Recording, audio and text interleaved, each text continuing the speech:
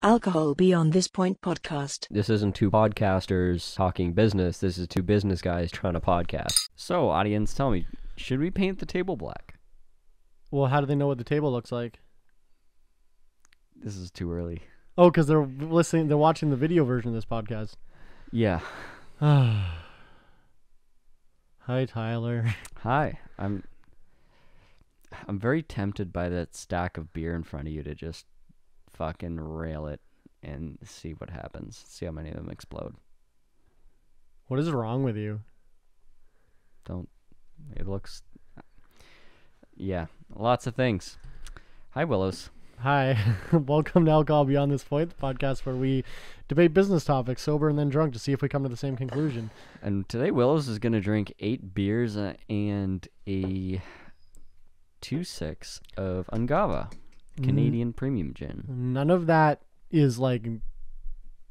You say it as a joke, but like that could absolutely be happening this episode. I know, that's why I said it deadpan. I didn't say it like a joke. Oh... You're dressed like a biker today. I'm literally not. I'm wearing sweatpants and a bomber jacket, so...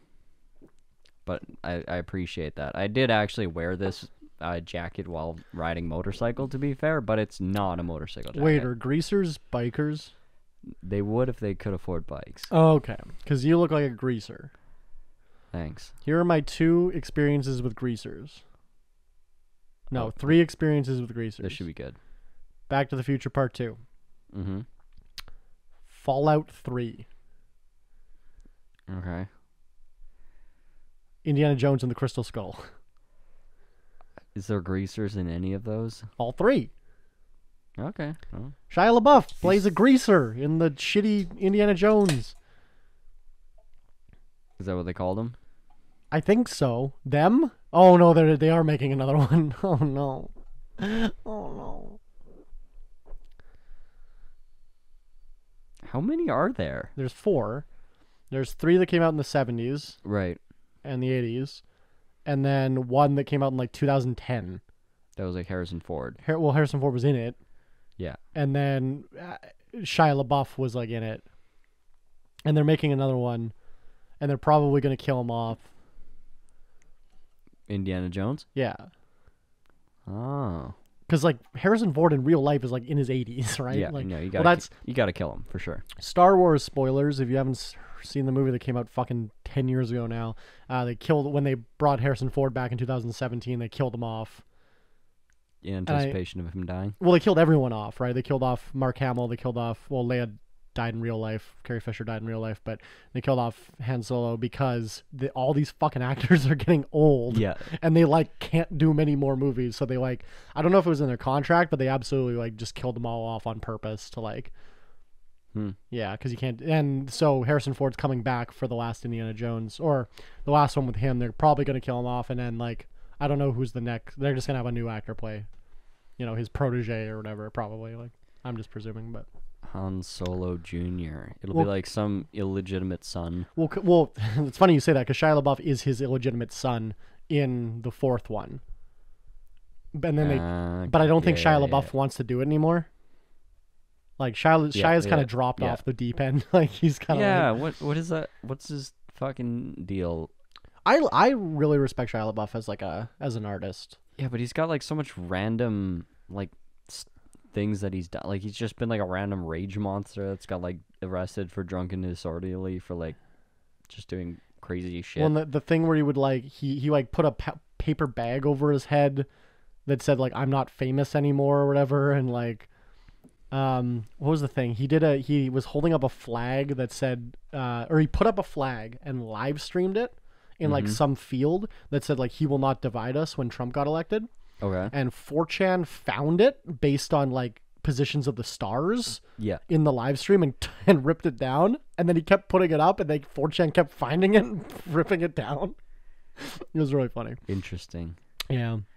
I'm glad Trump has 4chan. Dude, 4chan is the smartest. One time I used to peruse 4chan. Well, now it's not even 4chan. It's like 8chan. It's like post 8chan. Well, no, 8chan's a different site entirely. Well, I mean, like the kind of the extremist part of 4chan is like migrated. When I was a kid, I used to go on 4chan. For those of you who don't know, 4chan is a online forum. It started as an anime forum, but they added a bunch of random. There's like a political board. There's a gun board. There's a health and fitness board, and then there's I think most people use it for porn. And then, but then there's a /B is just random. You can just post whatever you want. So that's like where all the famous like 4chan threads came from, was like /B. And I used to like post on there all the time when I was a kid, when I was a teenager. And I remember this one time, the fucking power of these people. Like, so this one time this guy posts and he's like, hey, so I was just on, like, you remember Omegle or like chat roulette? Yeah. Where it just pairs you with a random person in the world. So he's like, I was talking to this girl on chat roulette for like 6 hours and we really hit it off, but my fucking power went out before we could like exchange numbers or whatever, like contact information. So we had like a first name, a sister's name, and then like the name of a school, but you didn't have like a state or anything. And within like 45 minutes, 4chan was able to find her. Yeah, I think I remember that one. Yeah, and it was just like, and because it's so heartwarming, I guess, in a way, to see like the internet come together. Because I just remember them, he's like, okay, I got the school, you guys follow the sister. And he's like, okay. And like they start like posting all their results, and they're like, okay, I think I got he's like, wait, you saw our school uniform, what were the colors? It's like, okay, I broke it down like these schools in these states with these colors. And then like they're like, wait, is this her? The guy's like, what? Yes. Like, yeah, it was so funny. That's and then they found her like AOL email from like so did they get married, or I don't know. he like called her and she was just like freaked out. Yeah, I don't know, but blocked him, and but yeah, it's happy ending. But just like a bunch of like random people can like find a fucking live stream. Yeah, like, now that just turns into doxing. Like it's the new version of that, is just doxing and getting harassed and threatened and followed around and your tires slashed. I just saw today, which is gonna happen to us. you know what swatting is? No. So a lot of time people do it on like gamers, but like but they started doing it to Twitch streamers. You basically call, like if you know where they live, right? You find their address, and then you call the local police department and you say, I have a fucking gun, I'm gonna kill this kid right now. Right, just like, yeah. Or you call in a bomb threat or whatever, and then they show up to you. The SWAT team shows up to the person's house, and the idea is you get them you see it on the live stream, like them get tackled by a fucking SWAT team. And a few years ago, I don't know if they ever caught the guy, but a few years ago, someone did that, called a SWAT team, and they killed the guy that was streaming. They fucking just shot him. That sounds adequate. Oh, I'm gonna commit suicide? Shoot him. Yeah. So American cops, right? So they fucking just shot him. And anyway, but I was reading an article today. Someone got swatted in like somewhere in America. They finally just traced the internet back, like through all the whatever. Fucking Fisher Branch, Manitoba. Like that's where the call came from? That's where the guy called the SWAT team in from. Jesus. Yeah, they like arrested some kid in just north of here. Yeah, I was just literally before we started this, I was reading the article. Yeah, I remember seeing that. I forget the name of the movie. It was like a horror movie where, the group of people are playing a game over like a video call, and then some guy hacks in and just starts messing with everyone. Yeah, I think it's a really bad movie. It's not bad. I didn't like it at all. I turned it off. And the whole thing's like filmed on them, like in Skype. Yeah. Unfriended, it's called. Okay, yeah. They, the way they kill the one guy is doing that. Yeah. But to, add insult to injury, when the SWAT comes in, they start playing they play like shh, like gun like a shotgun. Yeah, cock. so the SWAT team thinks he's armed or whatever. Yeah. So they just like shoot on sight. Yeah. Tyler's our little resident Bob the Builder. Is that better? Yeah.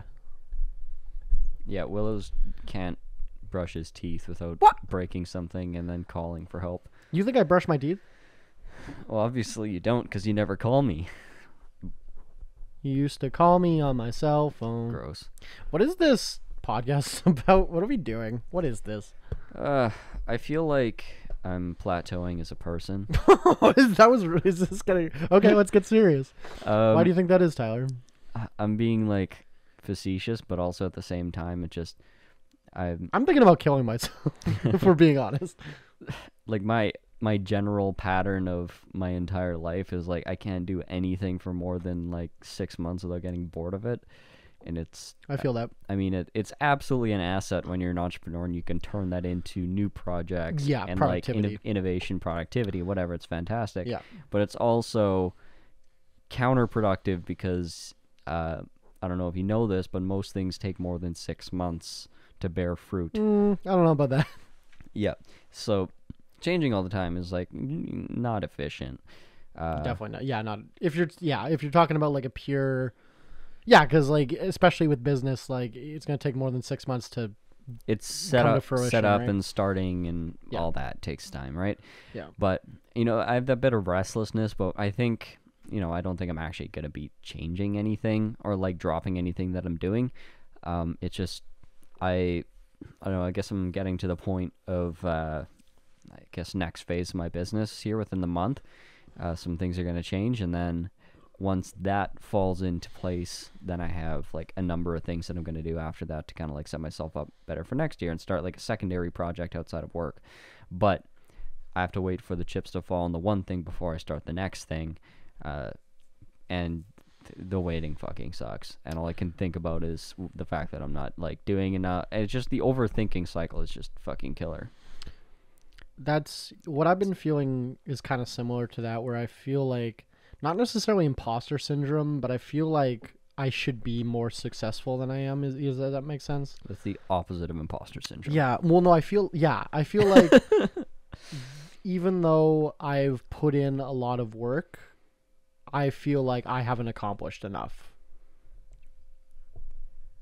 Right. So you're unhappy with your results, or you're unhappy with your input?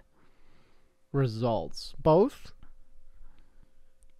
Yeah, it probably is both. I mean, you can't really be unhappy about your results because that's the result of your input. Sure, but that's not I exactly mean, a great argument to make, because look at the people that put in so much effort into like their day job and they still make $12 an hour. You know what I mean? but their input is misguided. Like, just because you put in a lot of energy doesn't mean it's going to yield a lot. It's work like, smart, not hard, right? Well, yeah. I mean, work smart and hard. Yeah, that's fair. Yeah. It's why it's not an either or. Mm. It's like work smart and hard. Yeah. Because I don't know. I mean, you built obviously a big, significant business and everything, but everything always takes way fucking longer than you think it will. Yeah, of course. And the days can drag on. I don't know. Like, I'm sure you can probably empathize with like the days drag on, but the weeks fly by, and the days start coming and they don't stop coming.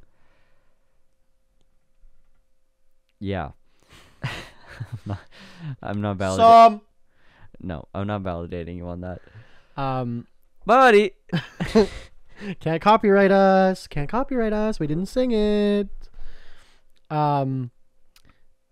Yeah, I feel like I remember my cousin Jeff.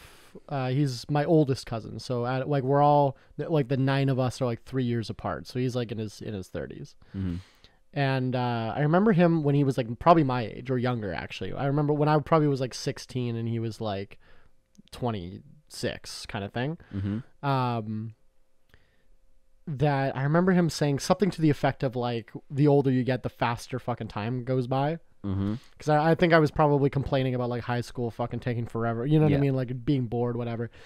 And I don't know why that stuck with me, but I remember thinking like last year, maybe like because of COVID, I think like COVID fucking just made time both drag and fly. Yeah. Right? Like exactly what you're saying is like every day I'm like, fuck, I have to do this again. But literally, like, I'm like, holy shit, it's September 2021. Where the fuck did that come from? Like, yeah. But I've been really, like, pretty much the entirety of COVID, I've been very like, okay, this is what I have to do this week. I need to get this done. Okay, tomorrow I need to do this. Okay, tomorrow I need to do this. Okay, and then it's Monday again. Okay, and then I just keep that kind of cycle, right? Absolutely. Yeah. Like, I've got my weekly staples as well.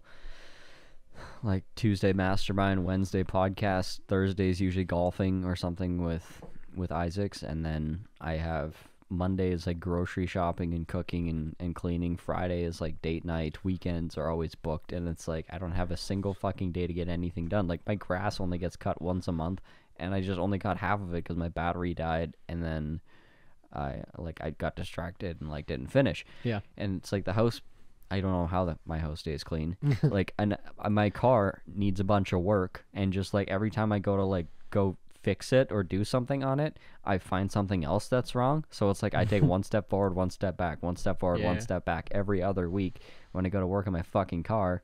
And it's like now all of a sudden the summer's almost over, and I'm like, it's still not fucking done. I'm like, I feel like my life's out of control.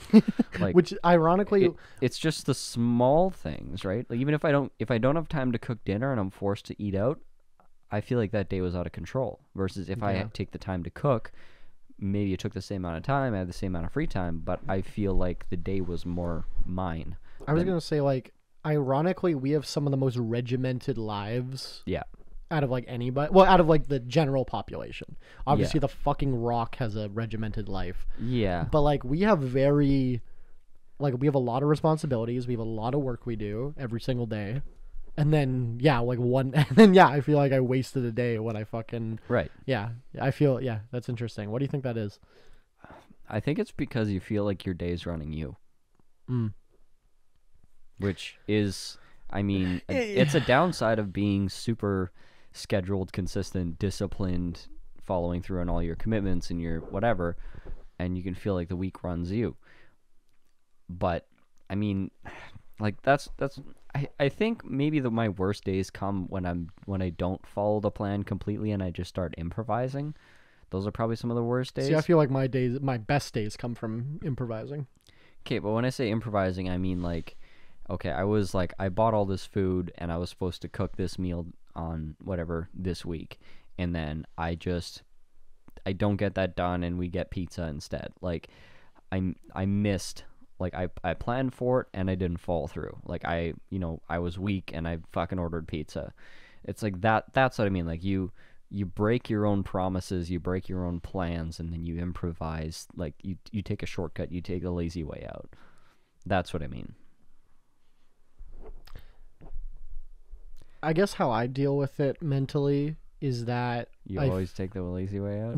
No. Well, not... Yeah, I mean, you do get a lot of delivery. Well, but I don't make myself a promise to fucking cook, like, whatever. Yeah, like, that's fair. I have different priorities than you do. Yeah. I don't give a shit about that stuff. I live in squalor and order food. I don't give a shit. But like I guess I do a lot of things I don't want to do every day. Like, sure. for the business. Yeah. Right?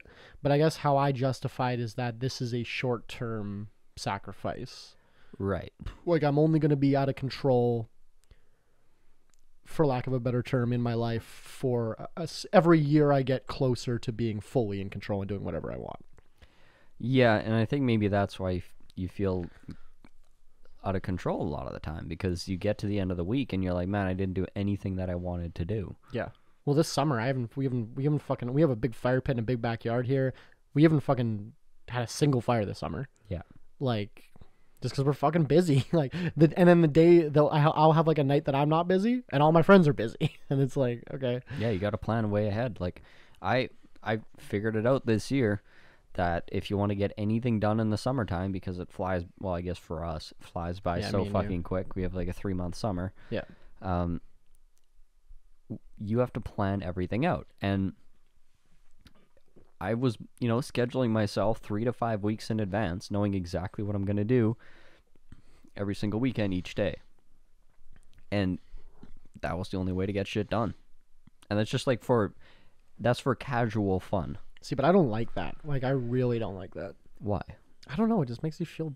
I hate fucking planning. It makes like... I almost get like anxiety. So you don't like having something to look forward to? You'd rather just like get to Saturday and like accidentally make something happen? Or maybe you just don't do anything and you sit at home watching Netflix instead? Yes. No, because then you just sit at home and watch fucking Netflix. Like, that's why you didn't have a fire, because you never planned one. I wish I had time to just sit at home all night and watch Netflix. So you haven't had a single day off all summer? I haven't had a single day off in my entire life. Bullshit. No, I haven't. So 168-hour weeks, boy. I don't believe you. I haven't slept since 1995. God, you're annoying. I'm literally not. You're so annoying. There's way more annoying people than me. I doubt it. What? I haven't met one. Okay, well, no. She just starts crying. I'm a little bit offended sometimes. Sometimes I feel like you're not actually good friends with me, and you're just using me for my podcast studio. That could be true. What? I was fishing for compliments. No. Yeah. Now you know how my girlfriend feels. She's like, the more you fish for validation from me, the more I don't want to give it to you. Well, yeah. That's just my fucking nature. I'm like, oh, you want me to do something? Now I was going to, but Yeah, like the other day I was like cleaning, and then my roommate told me to clean. And I'm like, you know what? I'm gonna stop cleaning now. Like, yeah, it's rude. I don't. This like so I went to a big event over the weekend, a night market, if you will, where there's vendors. Was it actually big this time? So well, listen to the story. So. There's like vendors and music and beer gardens, that kind of event, right? I'm sure you know what I'm talking about if you're listening. It was like 130 vendors booked. 30 of them dropped out last minute because this week we had a new vaccine mandate. Oh, fuck. And they didn't even have to be vaccinated. Yeah. The customers had to be vaccinated to get in. And they fucking out 15% of people dropped out because they don't support segregation in quotations. Oh my god. So that's so funny. Oh god. So here's how do they have businesses? That's what I was just about to say, is that 2 years, 18 months of COVID, these people have been fucking begging the government to let them make money. And then when the government lets them make money, they're like, no, you know what? I don't want to anymore. Like, now that you said I could, yeah, with conditions. Yeah, it's like, maybe that's amazing. Maybe it's just because I work in like such a regulated industry. Like I'm in the liquor industry in Manitoba, which is the most regulated liquor, I think, in pretty much outside of Muslim countries, like literally in the world. Yeah. So maybe I'm just used to like, you know, getting fucked, wipe my chin and saying thank you a lot. Yeah. But whatever. Like government's gonna government. Like just try to make a living, right? Like that's all you can do. Yeah, it's a pointless the podcast. This is a pointless podcast. Yes, it is. Thanks for listening. I don't know. Like there's things to protest about, but I don't think that does anything. You don't think protesting does anything? I don't think not showing up to that night market because they have a vaccine mandate does fucking anything. Agreed. Like, just not showing up to something is not a very effective protest, especially if it's, like, not organized and doesn't actually affect the execution of the event. Yeah. Yeah, I agree with you. Yeah.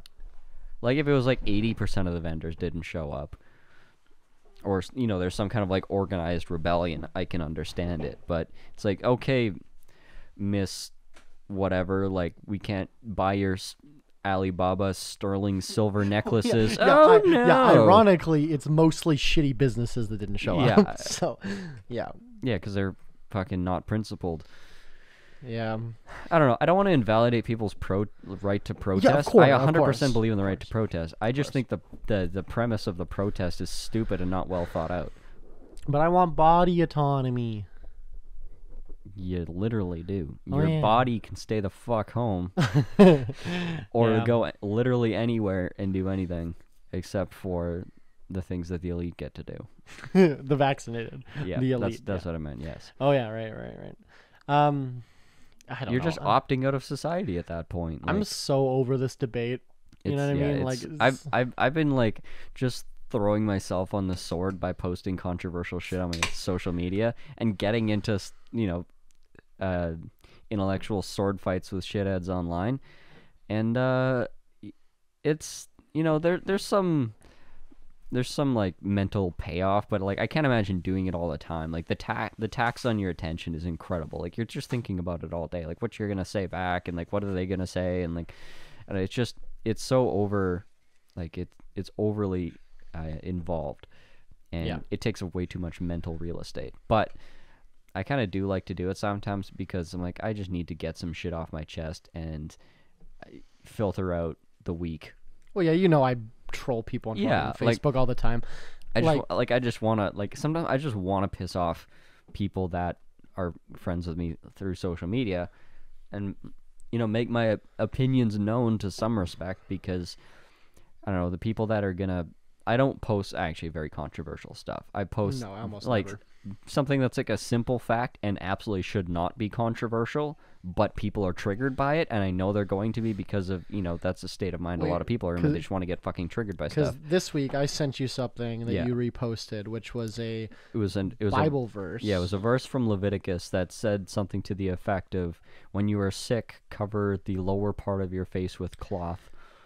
Quarantine yourself and wear a mask is basically essentially. It also said you have to yell unclean, unclean every time someone comes near you. But and it was for context, it was talking about leprosy, which was kind of the most nasty pandemic like plague that they had at the time. And it's like, okay, so you can argue that only applies to leprosy. It's like, no, if you apply that idea to the Bible, it's like the most of the Bible is irrelevant, because that only applies to night markets where they sell fish beside the Sea of Galilee. My favorite was the guns rights one, because there's people are always like, liberals are always like, oh, these fucking, Jesus said turn the other cheek, but they want guns. There's a verse that says like, if you don't have a sword, if you don't have a sword, buy a sword. If you can't afford a sword, sell your cloak to buy a sword. Yeah. So it's basically saying, like, sell your shit to buy a gun. Yeah, 100%. Like, and that's kind of my point, because when I post something like that, I understand not only what is the context of the book of Leviticus, but what is the context of the story, and like, how is the Bible interpreted? How do most people interpret it? And also the fact that, people use the Bible as justification to do what the fuck they want. Yeah. People either cherry pick specific verses or passages and use it out of context to say what they want to say. Or a lot of the time you can use the context properly to say what you want to say, but it's like you can still cherry pick that thing and its context out of the entire story, and also you can take it by the letter of the law, you can take it by the spirit of the law, you can like, there's so many different ways you can take one. Like, I think I don't know if it was a pastor, a theologian, or like somebody, some Christian scholar took a single chapter of the Bible, and he had it printed out in kind of like the 5 or 6 most common translations, like English modern translations, and then St. James and older ones, and he basically like just read each one out and made up a completely different argument and story for each one. So it's like they're all the same English like they're all just within English, and you can completely change the fucking story to suit your whatever. So I'm like, if you're gonna come do some mental sparring with me on scripture, like, come prepared. You're gonna get bodied, because not only can I argue with you for 3 hours just about the scripture, like, let's not even talk about public health policy and like, because you have a sordid religious past. Yeah, like I grew up in, Bible Belt, and spent most of, like, still at my age, like majority of my life completely involved into it. Yeah, not only going to church, but like volunteering with the church and like... Yeah, in leadership, right? Yeah. So, like, you can't... Basically until he met me. Literally. Like, literally. We're not kidding. Yeah, you literally... You can't really argue with me about it, and... I mean, if you're a pastor and a theologian, whatever, like, obviously they can quote scripture better than me, and they can use it more efficiently and effectively. But at that point, I rely more on my secular knowledge and the context of the Bible, and so on and so forth. Like, there's literally not a single conversation in which I am not going to reasonably outmaneuver the guy. And confidence, I like it.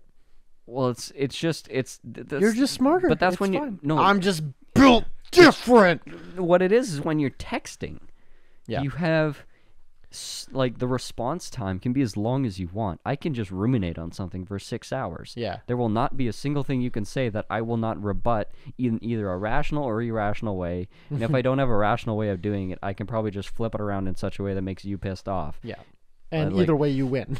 Right. So it's like this is why you don't argue with people online, because you don't need to be smart to do this. You just have to be fucking committed and you think about it. Yeah. Like, that's why you can never win an online argument, because like there's literally nothing anyone could ever say that could possibly change my mind or pivot my argument. Yeah. Like, cause and that's everybody, right? Right. Not a single person gets in the fucking comments of CBC News articles to like have their mind changed. Right. So joke's on me. I had a conversation with a guy, and fucking changed his mind. Which is funny. Yeah. I'm like, at the end of the conversation, he's like, you know what? You might be right. And I'm like, well, that's the one thing I thought I'd never hear you say. Do you think he was just saying that though? To like, No. Okay. No, like we continued to talk after that, and I'm like, I'm not trying to be right. I'm just trying to like make people ask questions. I'm like, because like for context, the only, like, I shouldn't say the only, but like the main rebuttal that people had to, the Bible says you should wear a mask. You're like, oh well, it says only wear a mask when you're sick. Yeah. And I'm like, okay, well, what if you don't know that you're sick? Yeah. How do you know you're like, because you can pass on COVID before you're symptomatic. Yeah. So what if you don't know that you're sick, and so you are sick, you just don't know. So in order to, be responsible, you should always wear a mask when around other people. Like, that's just common sense. It's funny that like a lot of Americans, especially, but Canadians too, I see like they're trying to make your point seem dumb by being like, oh, what? I'm just gonna wear a mask every time I go outside or every time I'm feeling sick. Yeah. And that's like laughs in Asia.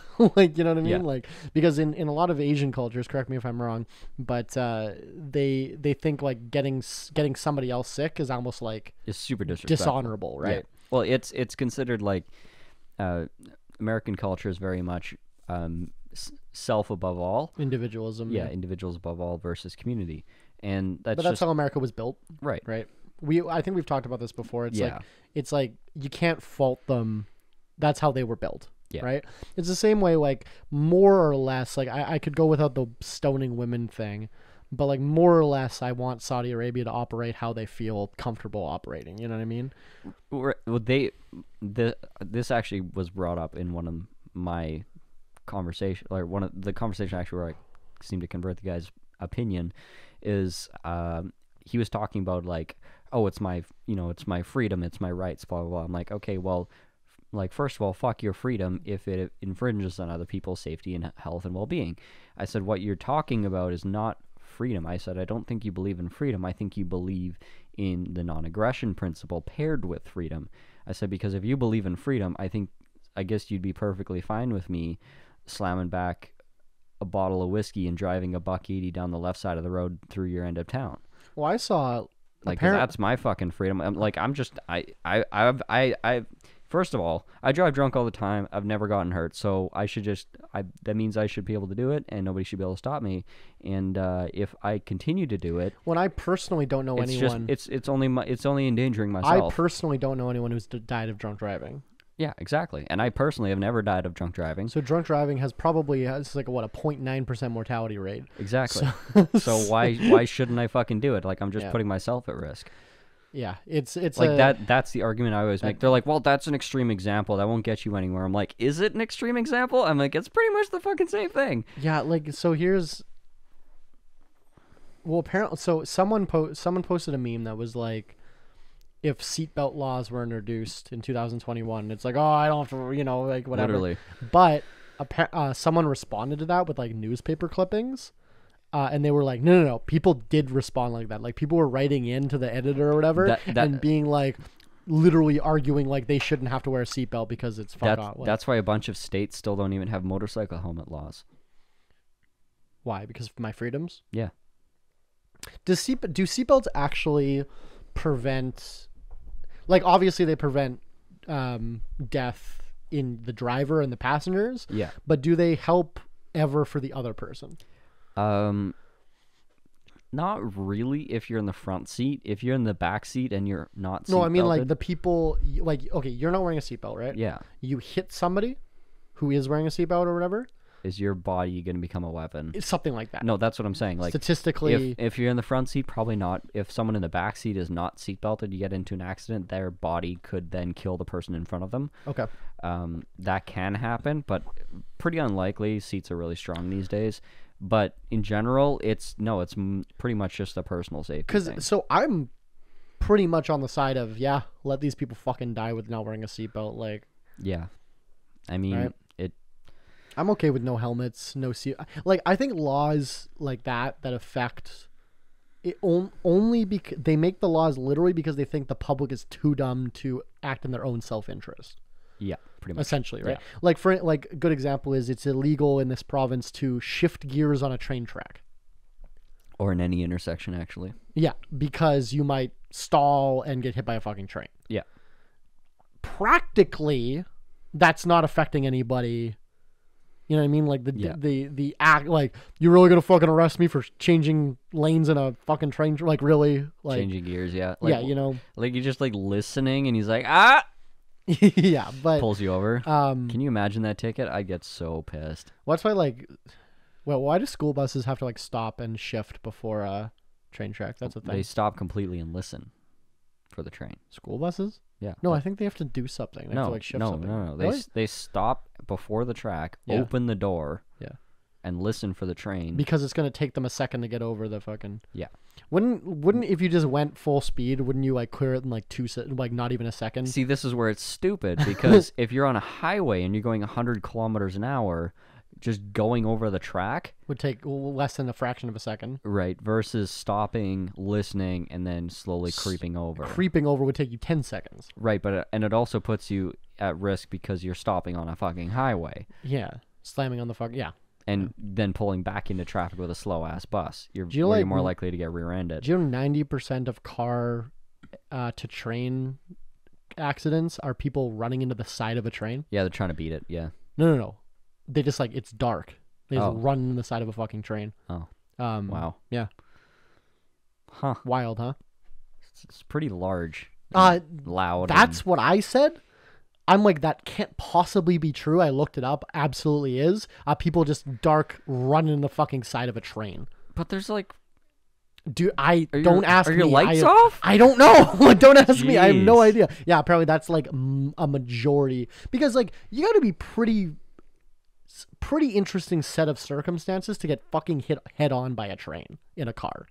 yeah. Like, there's got to be some shit going on, right? Like, Yeah, you got to stall on the tracks, or you got to maybe be if you're racing the train. trying to beat it, but like even then, like the fucking odds, right? That you would have to Yeah. like, yeah. Remember, there's always this one intersection in Cleveland where it was a blind corner that a train would come around. And this is kind of like in a commercial area, so there's not a lot of regular traffic, just like trucks and stuff. And the thing that drop across the road, whatever you fucking call it, the barrier, I don't know. There's a name for it. Anyways, the barrier was across the road, but only like whatever just covers your lane, and it would sit there for sometimes 15 minutes, and there's no train. So people would go around it. Yeah, because maybe there's like a train triggered it, but was sitting stopped. Yeah, and yeah. the thing wouldn't lift. Yeah.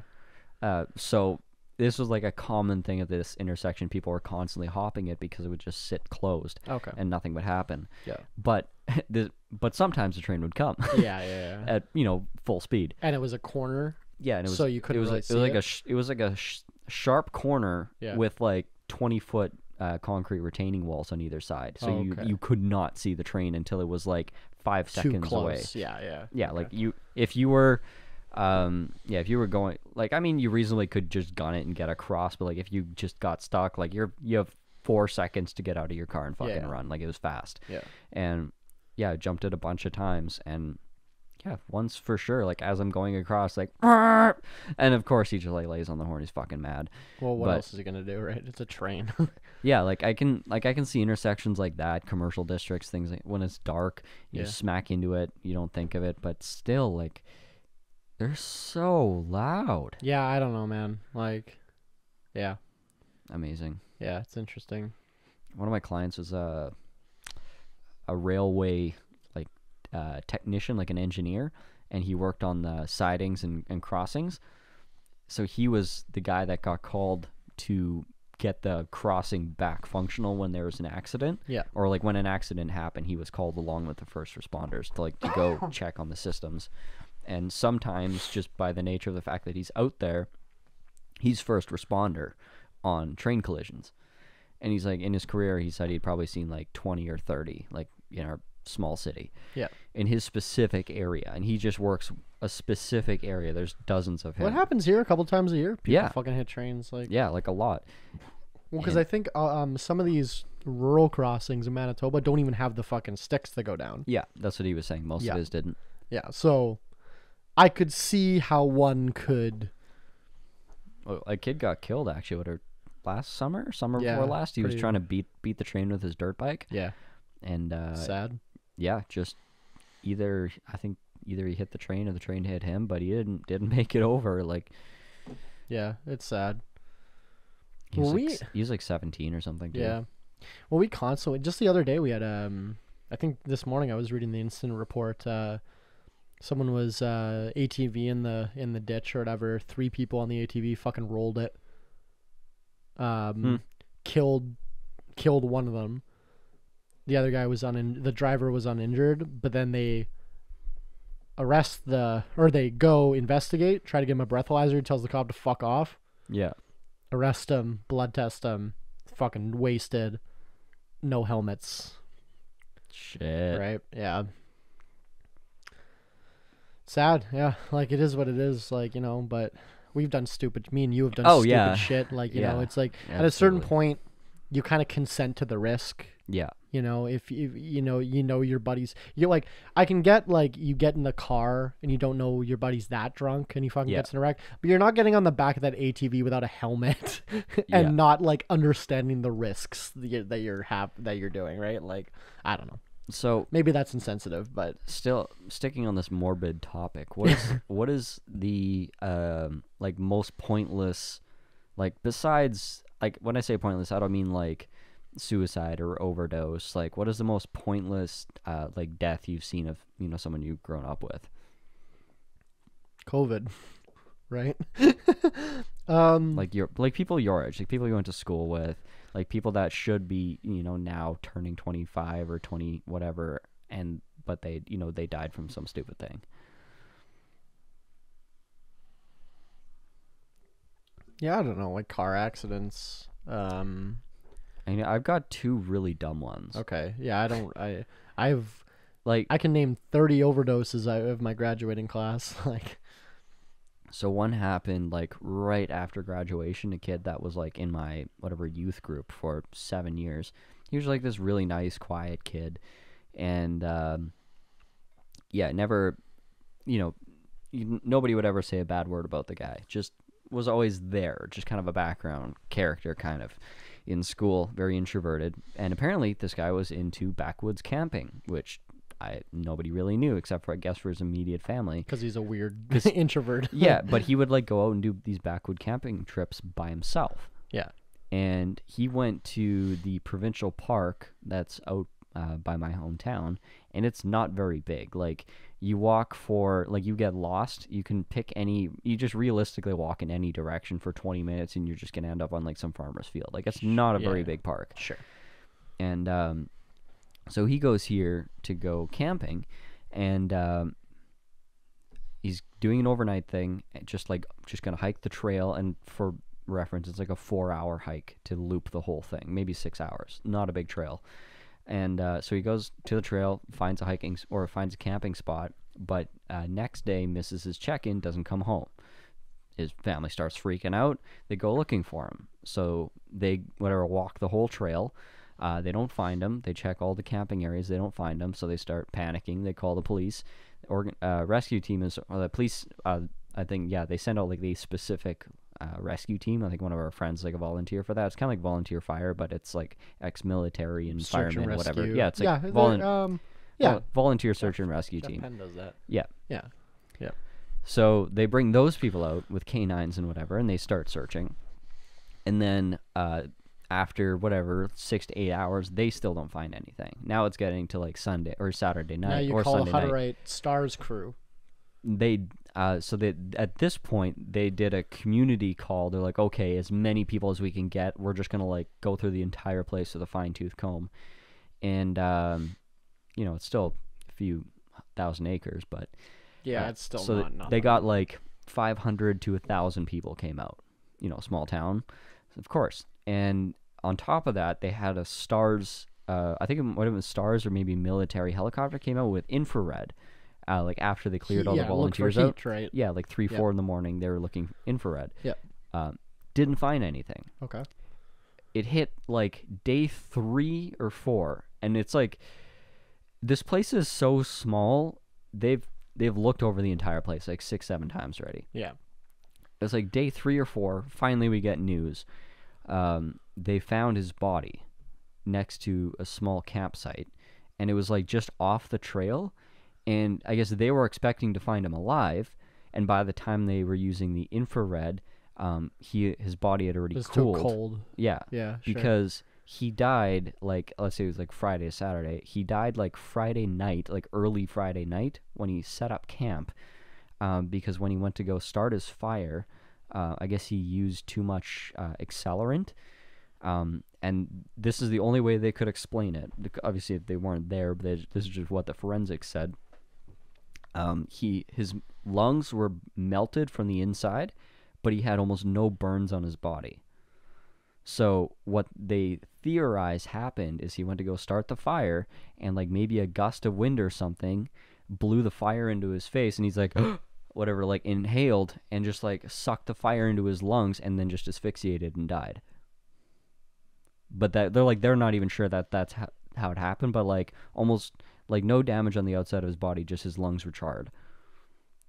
Like he's 17. This was like I'm trying not to laugh. This is like 3 weeks after graduating. This is sad. It was like This is a kid you grew up with? Yeah. This is fucked up. Like I didn't know this. 3 weeks after graduating, just fucking gone. Why? So wild that like this is an presumably experienced camper. You know what I mean? Relatively, yeah. That's fascinating. Yeah, like I think I went camping with him more than that once. That stuff scares the shit out of me. Like it's just a freak accident. Like so weird. And second thing was another guy also grew up with him. He was a year older, but still hung out kind of in my group of friends. And after, I think while he was in high school, he got into stock car racing, like dirt track stock car racing, because his dad was into it, and his dad was actually like a several times over championship driver in our province. And so, he gets into it, and he's a really good driver because he's been racing dirt track all this time, and he races a bunch of fast cars, different levels. And one day he's just cruising around the country. Nice. One day he's cruising around the country, and I guess he was driving too fast because, fucking race car driver. Hits some washboard, goes off the road, flips his car. The wreck is not that bad, doesn't kill him, but he lands in a ditch with about 6 inches of water, but the crash knocked him out, and his face was laying in a puddle of water about three inches deep because his car's upside down. About 3 inches of water came in through the broken window, filled up the roof area of his car, and he drowned in like 3 inches of water. That's so sad, actually. Like, what the fuck? Yeah. Like that like he didn't even die in the car wreck. He just got knocked out and then slowly drowned. Like if somebody was with him or there was like someone around, but he's like in the middle of buttfuck nowhere. Dude, that's like Final Destination shit. Yeah, literally. Where like you'd survive and then you're like, oh, and then you drown in a puddle. Yeah, this is like a few months after this other kid died. That's sad. Like it's just fucking senseless. Yeah. Why? Yeah, I don't have any stories like that. I don't think. I have 9 kids I can mention off the top of my head that died of overdoses while I was in high school. I mean, you could definitely chalk that up to senseless, but I mean, some of them, it is what it is. I empathize. Like, it is what it is. It wasn't like it caught them necessarily by surprise.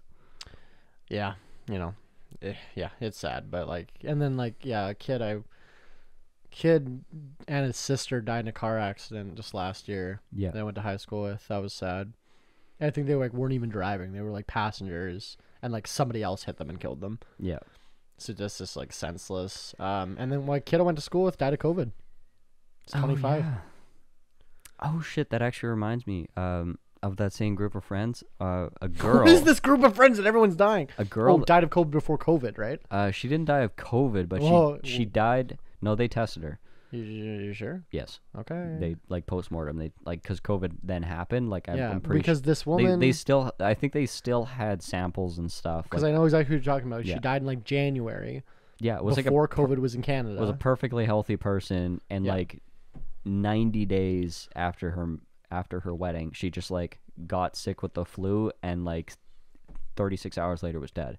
I think it's COVID. Right? It wasn't though. It happened before the first COVID case apparently in China. No, the first like before confirmed COVID case, right? Remember, definitely before Wuhan was like trying to suppress for a while there.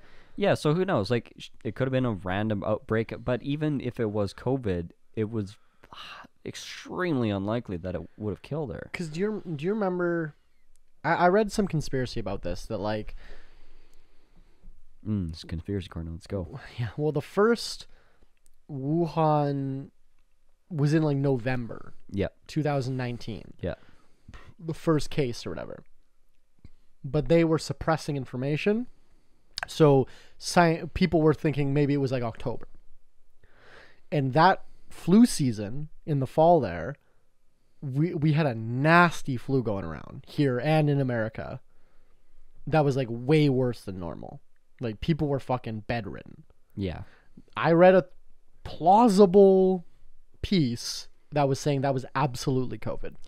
But I don't think it was, because I'm pretty sure that flu epidemic hit kids way harder than adults. Could have been a different variant, though. Well, that's what I'm saying. It probably wasn't COVID-19. It was probably a different coronavirus or flu virus. Like, I'm not saying you're wrong. I'm not a fucking doctor. I don't know. Like, I don't know. I just like to subscribe to these. I like the the idea is very attractive too. Yeah. I don't like the idea, but obviously it's very alluring. But I think because they right now in New York and a couple of different states, that it's like an SR something virus. Okay. That's a lot of people are getting tested for COVID because they've got a lot of like really nasty symptoms. They're feeling super sick. It's this other but virus. It's this other virus. Okay. And because they now can track it better because now we have testing. Yeah. And yeah, apparently that's just like ripping through as fast as COVID through some communities. It just doesn't have nearly as severe outcomes. It just makes people super sick and bedridden. So like there are resurgences of viruses like that kind of cycle every 3 or 5 or 10 years. Yeah, and they're always like I remember like they migrate south and they come back. I remember getting like a flu when I was like probably 10 or 12. That was like literally couldn't move my muscles. Yeah. Like I like shit myself in my bed. I remember Yeah. Literally could not, just puking like fucked. And then like a bunch of people in my school got the same kind of thing. I mean, fact of life, which I think disease is a fact of life. Like humans, like if you're gonna be a human, we're gonna get disease at some point. Like if global warming doesn't kill us first, disease will. I think I was gonna say I think the way medicine is going, antivirals are going to be like not necessarily vaccines, but I think antiviral treatments. There's going to be way more attention to them. Okay. So after this, because of this, that's what I mean. Yeah. Yeah, I think because they're realizing that vaccines are great and all, but the time frame really sucks and does not solve most of like the actual pandemic issue. But if you had treatments for viruses, like for coronaviruses, that would have stopped this thing in its tracks. We never would have had lockdowns in the first place. That's interesting. You wouldn't even need a vaccine because you can treat it. Yeah, interesting. So it like solves that problem permanently. Yeah. For like any type of coronavirus or whatever it may be. But right now, now we have like a kill-all with antibiotics, which is why we don't have the Black Death anymore. Yeah. We have penicillin. You can just take penicillin and it kills 90% of fucking bad shit. Exactly. And invented by a Canadian. And that's why we don't have river blindness anymore because of ivermectin. Like, oh, here we go. Yeah, no, it was principally used to cure what quote unquote river blindness was, which is like a bacterial infection you get from tropical water. And it's like a miracle drug when it comes to that. But we were making fun of ivermectin last episode. Yeah, 100%. It deserves to be made fun of in the context of how America likes since then, I was reading like 1 billion people a year take ivermectin for random diseases. Oh yeah, it's that the reason it's a problem is because it is so widely used and readily available that as soon as like the zeitgeist said ivermectin cures COVID, tens of millions of people overnight could buy it and take it because it's a widely used drug. But Like it's an over-the-counter drug. But also the ivermectin that they take in African countries for river blindness is a different dosage than the fucking horse dewormer than you're eating in America. That's why people are overdosing, because they're taking enough for a fucking horse and dying. Like, yeah, exactly. Before we move on, one more thing I wanted to say when we were talking about the guy that was camping and died. Yeah. Apparently, U.S. parks, I was just reading this, estimates there's like 10,000 people just living like in national parks. Like just, and like they don't, well, they obviously don't know, because apparently there's like, because I was reading about fucking Ted Kaczynski, the Unabomber, and he lived in the forest in some fucking little house, right, or a trailer or something, like a shack. Yeah, he like lived in the forest in a shack, and no one found him. He was just in fucking whatever, right? Yeah, just completely off the grid, off a trail. And I was reading that, I forget what I was watching, but I was watching something and they brought it up, so I'm like, oh, did that actually happen? I googled it, and then I was like on his Wikipedia, and there was a link to like off the grid living in parks or something like that, right? And I was reading this article, and it was like, yeah, they estimate people have like houses. Yeah. Just in a national park in the middle of fucking nowhere that just no one gets to because it's so hard to get to. And people just have like built houses and live there. Yeah. And because apparently there's like every year they get a ton of missing persons that are never found, they never recover. Yeah. But there's been historic cases that like 35 years later, fucking buddy comes back to like, comes out of the forest and is like, okay. And they're like, you went missing 35 years ago. We have a missing persons report. Your family couldn't find you. And he's like, oh yeah, I was just living in the forest. Yeah, you're legally dead. Yeah. He's just like, oh yeah. That'd be really annoying if you came back and you're legally dead and you had to try and get that all set up again. I'll put it on the screen if I remember. But I was reading this, some libertarian page I follow posted it because they're like, without the government, how would you do this, right? Some guy had to go to court to argue that he wasn't dead. Right. And they denied it. Yeah. Yeah. He showed, because like he was like, I'm not dead. Like he was trying to vote or something, whatever. And they were like, no, this person's been, he was like registered dead by accident. It was like someone with his same name that like registered dead. So he goes into the court to be like, I'm not dead. And they're like, no, you're dead. And he's like, what does that mean? Like prove, and then that's the joke, is like, prove to me that you're not dead. Yeah. Prove to me that you are who you are. Like, how do you prove that? Besides, like, you just look like that picture? I guess, like, you wouldn't have to pay taxes anymore. Yeah, you just become a sovereign citizen. But then you couldn't, like, vote or anything. And you couldn't drive legally. You couldn't, like... Yeah, being a sovereign citizen is like, you're... Well, ask the fucking Quiverful movement what that's like. Because that's actually like a far-right Christian thing, is they just don't make birth certificates for any women that are... any female... any daughters. Okay. So then when they get older, like, basically they're sovereign citizens and don't have social security number or anything. Where's the other shot glass? They're both there. Okay. So they have to basically they have to get married and just be a slave to their husband. I don't like that. Well, it's because this? it's Ted Cruz's dad is like this in this group. He's like one of the leaders, but it's like the 19 Kids and Counting. No. Oh, the TV show. That show. Like they're part of that group. Oh. So they'll have 19 kids, but they won't register any of the daughters with a birth certificate, but all the sons. So the sons can own property, have taxes, all that shit. But the women can't. But the women can't. They can't get driver's license. Women they can't couldn't get a bank account. Yeah, they can't be a part of society. They can't have bank accounts. Whatever. That's fucked up. And that's one of the ways that they ensure that their women never run away. Oh, I didn't know that. That's sad. Yeah, I don't like that. Oh yeah, look up the fucking John or whatever the fuck his name is from Probably 19 Kids and Counting. convicted pedophile, Is he? rapist, Oh, and oh just like no. super problematic. And even better, TLC knew that he was a pedophile But while they they knew were it'd be a doing the good show. though. Yeah, they continued Oh, the show. That's sad. I don't like that. Yeah, no, he's super problematic and part of a very, very vicious cult. Why do you know any of this? Podcast. Okay, or fine. And yeah, fun fact, it ties back to just like all evil things in the world, Steven Seagal and Ted and Ted Cruz. So Steven Seagal's a fucking crazy person.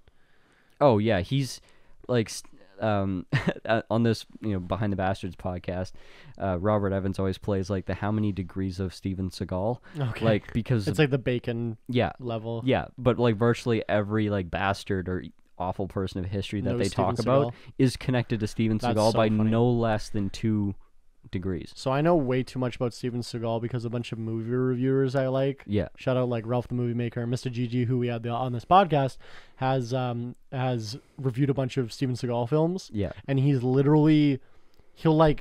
in his contract he'll have like he can only has to stand up for this amount of scenes. Yeah. So they'll like shoot scenes where he's just sitting in an office chair because it's in his contract that he doesn't have to stand and shit like that. Like It's is wild. I cannot overemphasize How bad how this man is. gigantic of a piece of shit he is. Like he's not like sinister and evil, like he's done a lot of evil things. He's just a gigantic piece of shit. Yeah, well apparently he's just like verbally abusive to like PAs and like assistants on the set. No, he's and, like buddy with like dictators well, and like I think he's friends with Putin. Him he- and Vladimir Putin, I think, are like chums because he no, worse than that. Like a lot worse than that. Oh, they're butt buddies. No. I mean worse than Putin. Oh, worse. Okay, fine. Like a lot worse than Putin. I have a story about sovereign citizen things, but before we do that, we're gonna transition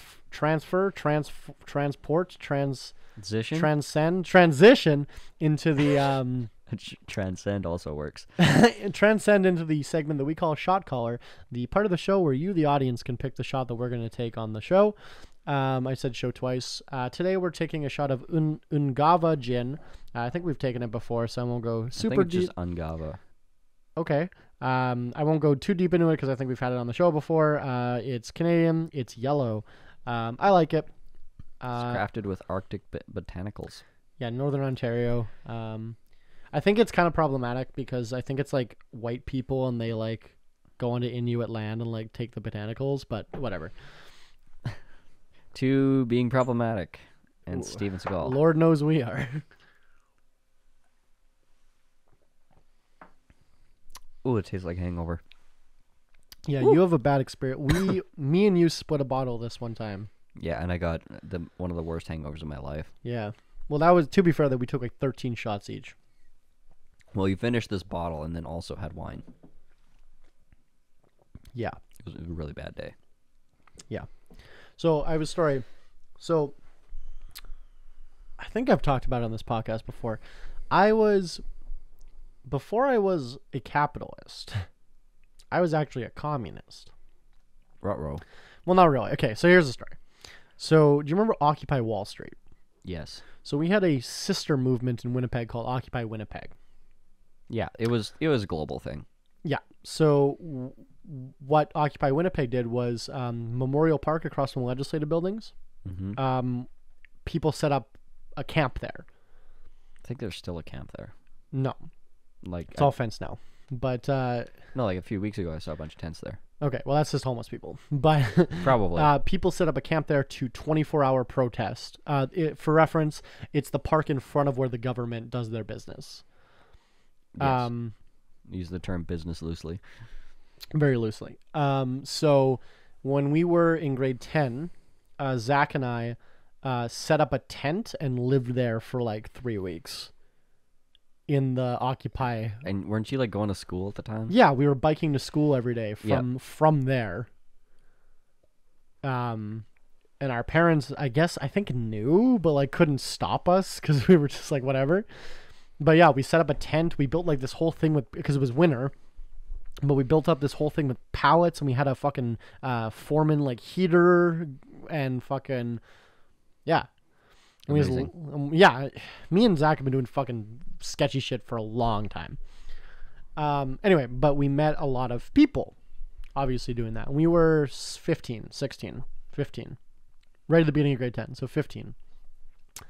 And you meet a lot of people. There were a lot of homeless people there that like came to join the camp because we had like well, the best was we had a fire, right, like permanently going. Yeah. We had a native elder come bless the fire or whatever it's called to make it a eternal fire or whatever, which the government cannot legally touch.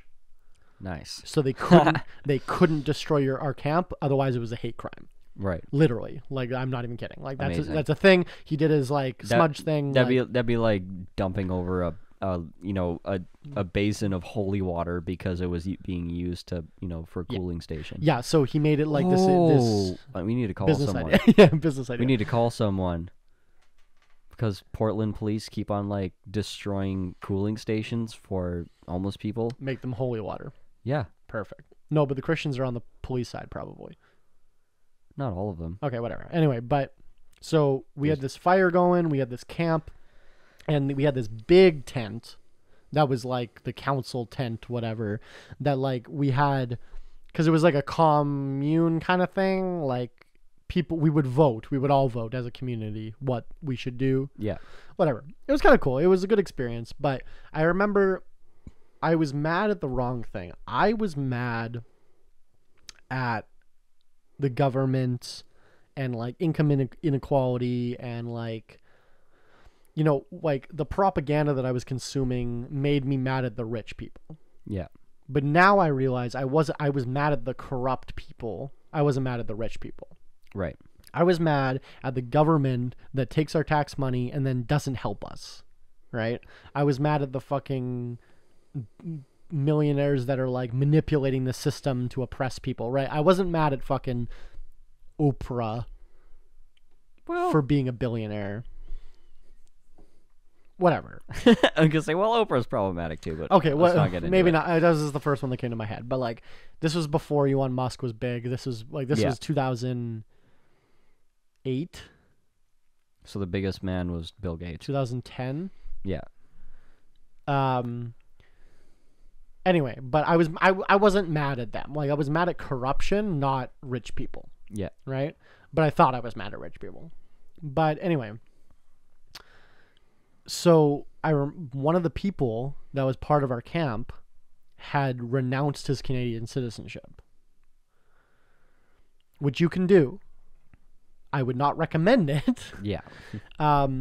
You can absolutely go into like a vital statistics and renounce your citizenship. People do it all the time, mostly because if you have a U.S. citizenship and U.S. like only wants you to have like 2 citizenships. Now they want not only one. Yeah, but this was like 10 years ago. But yeah. They allow dual. Now they don't even allow that. They don't even allow dual now. No. Why? Fucking Biden. Why not?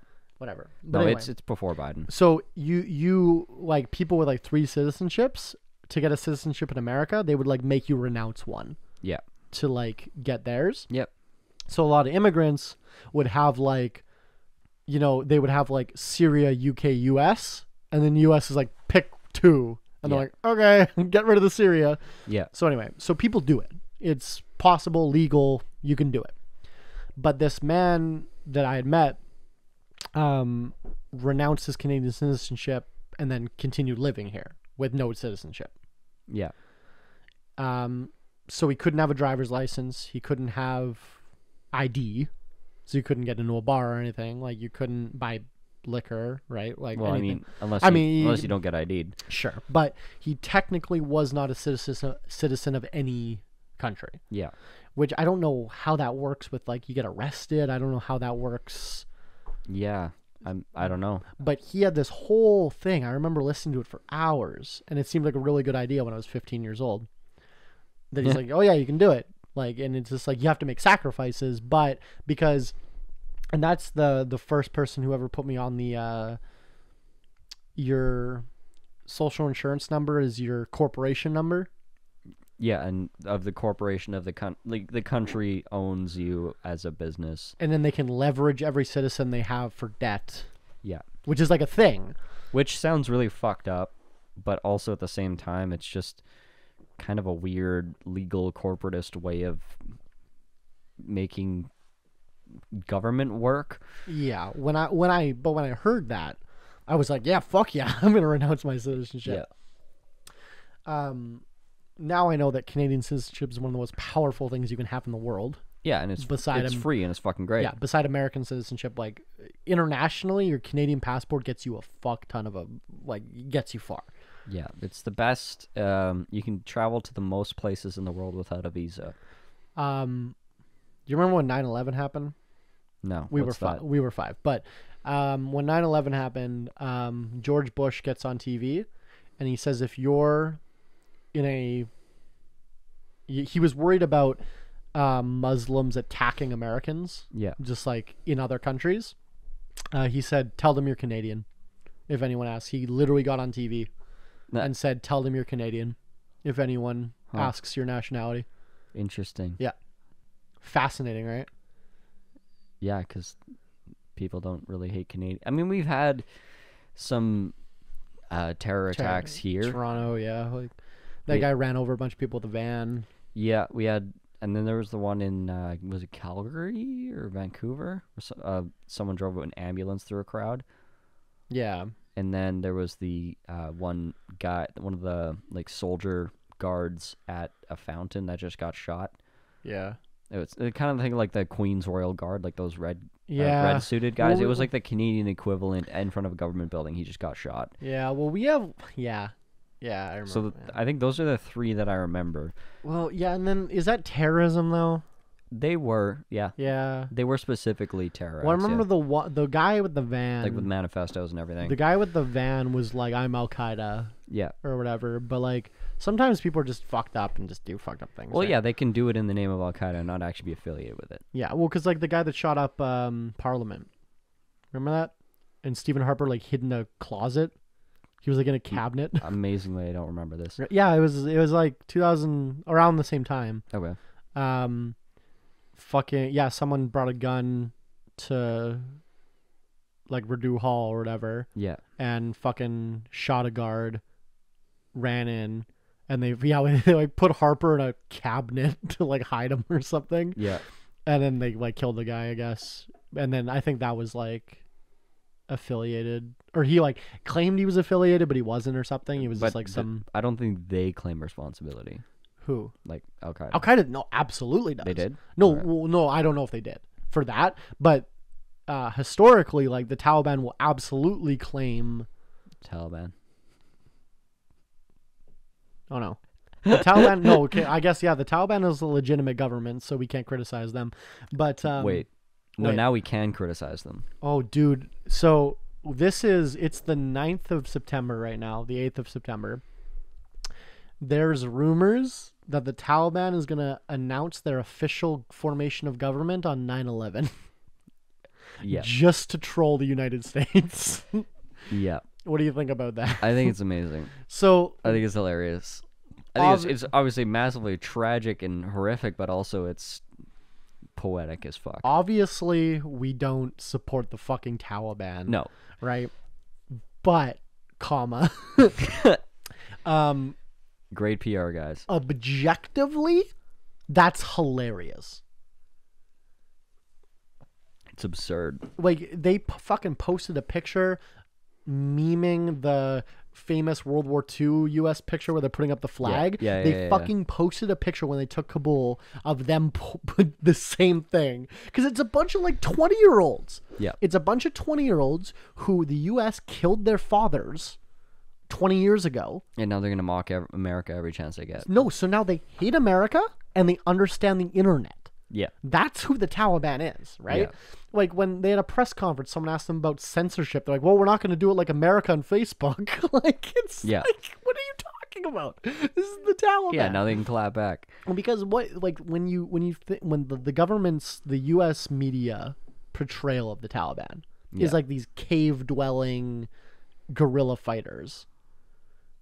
When meanwhile, it's like they're trying to form an actual government. You know what I mean? Like it's. And now they're slowly releasing more details about like the 9/11 investigations, because obviously a lot of that shit was redacted, and there's significant involvement from Saudi Arabia and Pakistan, which everyone with a brain already knew, which have been allies and have received military support and aid from Canada. What is it? US. 11 out of 13 hijackers were Saudi Arabian.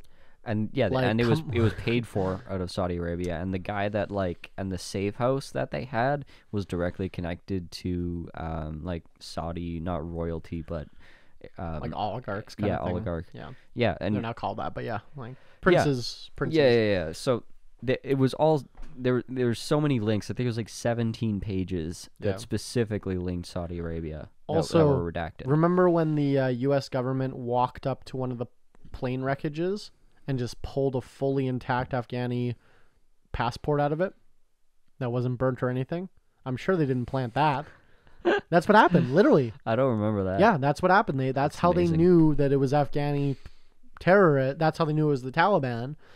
Was they went to the wreckage that was literally just a fiery pile of scrap metal, and they pulled out a passport that was completely untouched. And they said, wow, this was the Taliban. Al-Qaeda. You keep saying Taliban. I don't think Al-Qaeda exists. Sure. Do you know Osama bin Laden died in the 90s of renal failure? No. Google this.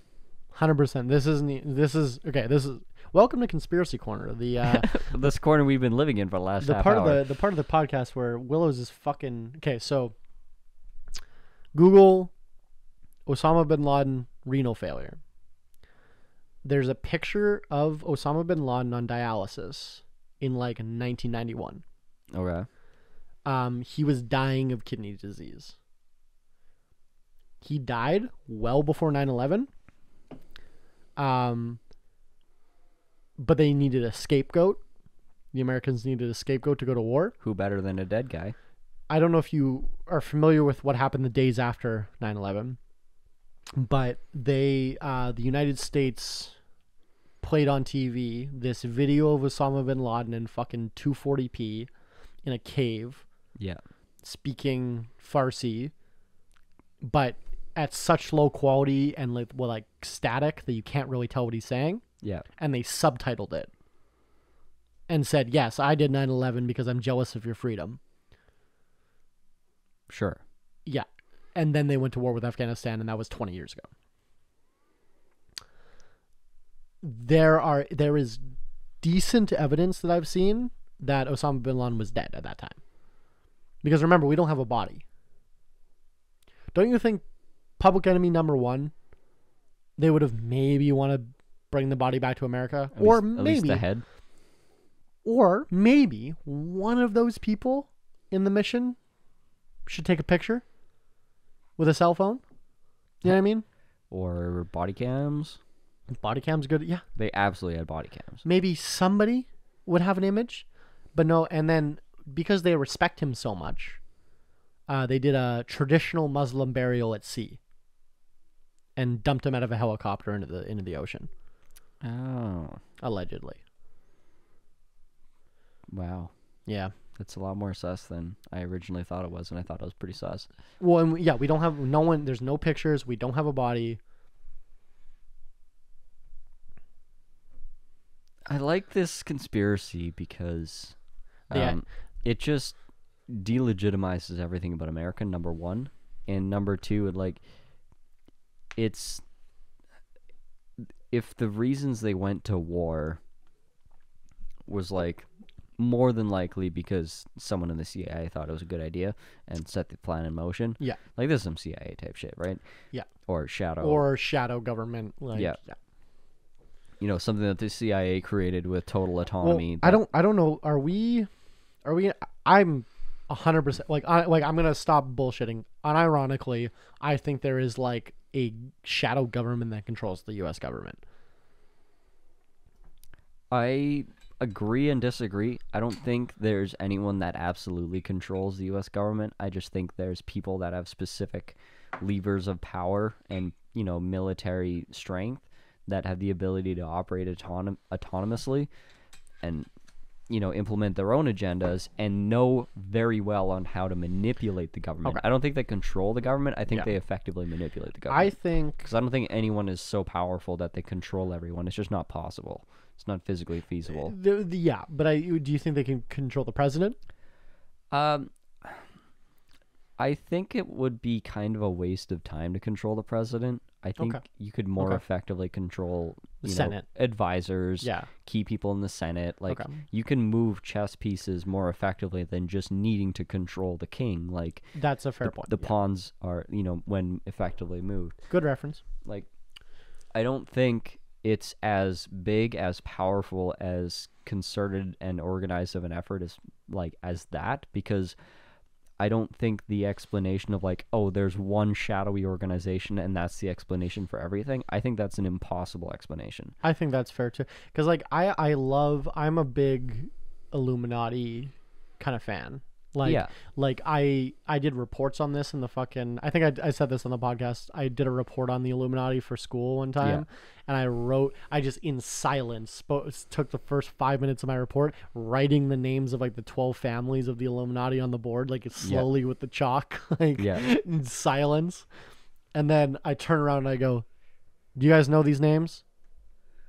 "Well, you fucking should." Was my first whatever. I'm because they control the equivalent of $500 trillion, and you don't know a single one of them. Yeah. Because the Rothschild family and all these, the Rockefeller family and all these fucking, they control whatever, right? So I'm a big Illuminati. I think there is a council, whatever. Okay, but here's kind of so I don't care how powerful you are, how rich you are, how many fucking. You can be touched.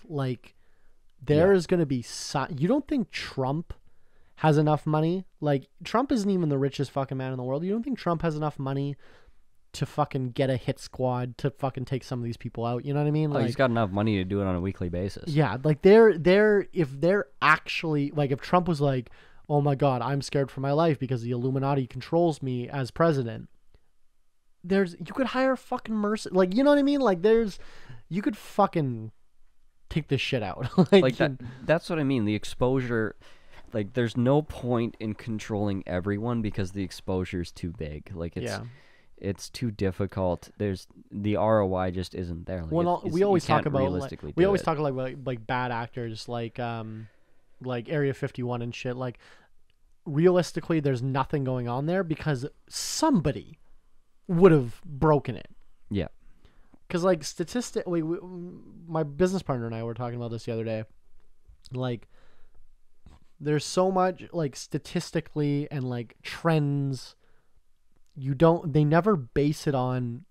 Humans are fucking stupid, and will absolutely work against their best interest for no reason. Because it's just like we earlier explained, just because we don't want to be told what to do. Yeah, because it's someone's no, we didn't go to the moon. It was all fucking fake. And they're well, yeah, 1 out of 30,000 NASA employees never. And it was no, because they're scared for their life. It's no, they don't give a shit. There's somebody that doesn't give a fuck. Yeah, there's going to be 30 Snowdens. Yeah, and not even that. Somebody that just thinks they can outsmart them. Yeah. You know what I mean? That would leak it and be no, I didn't leak it. It's we have your hard drive. It's fuck, I didn't think of that. 100%. Yeah. A janitor, a doorman. 100%. There's no way that kind of shit stays secret. Yeah, the reason government's why, not that good at secrets. The reason why the CIA is so efficient at secrets is because 3 people know what's going on. Yeah, and they don't have to disclose it to anyone. Because they're a civilian operation.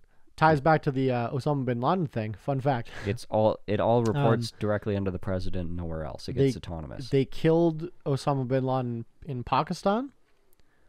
So the SEAL Team 6, when they were going in to kill them, mid-flight, they had to transfer SEAL Team 6 to the CIA. Because we're not at war with Pakistan at the time. Right. You can't just go into a sovereign country with fucking military. Yeah. But the CIA is a civilian agency. No such rules. So it technically wasn't an act of war. Technically. Right, which is why they've overthrown like 135 some world leaders. Exactly, because the CIA with impunity, yeah, because it's yeah. just it's an act of civil disobedience. Yeah, but the reason why the CIA works is because they're so insular and so segmented. Yeah, Is that there can be 500 members of support staff all working towards a goal that they don't know what the fuck they're doing. yeah. It's like, type up this report. It's like, what does this mean? It's like, don't worry about it. You know? Yeah, like if you look on Reddit of like people that work for the CIA, it's like, oh yeah, I analyze statistics of this like specific thing of like I can detect an anomaly of cell signals in the New Jersey area versus this area, and I can like isolate a specific 10 phone numbers But they that don't hit know these why. two areas in these specific times. Like they can do that, but they don't know that they're just like helping violate someone's human rights Well, they don't with know excessive surveillance. They don't know why they're doing it. Yeah. They don't know what the goal is. They don't Yeah. know anything like that, and that's why they've been really successful. Yeah, and that's why Elizabeth Holmes was able to run a tech startup with no technology. Because the different teams of the business didn't even know what they were doing. Yeah, she forcibly segmented everyone and then like threatened people that would like ask questions. Yeah, which is Which I mean, the ultimate threat, you get charges of treason or terrorism if you like leak they'll anything. fucking execute you. Yeah, Like, or they'll just disappear you and won't even bother. that's with what I mean. a Like trial, they'll fucking kill you. Yeah, like you get in a car crash. remember the CIA declassified was spiking water coolers with LSD for random employees just to see what would happen. Like, these are not people that care about you. Yeah. Like, Yeah. Princess Diana and T.E. Lawrence were run off the road by the same motorcycle. Princess Diana and who? T.E. Lawrence, Lawrence of Arabia. Ah. He was murdered, or he died in a car accident.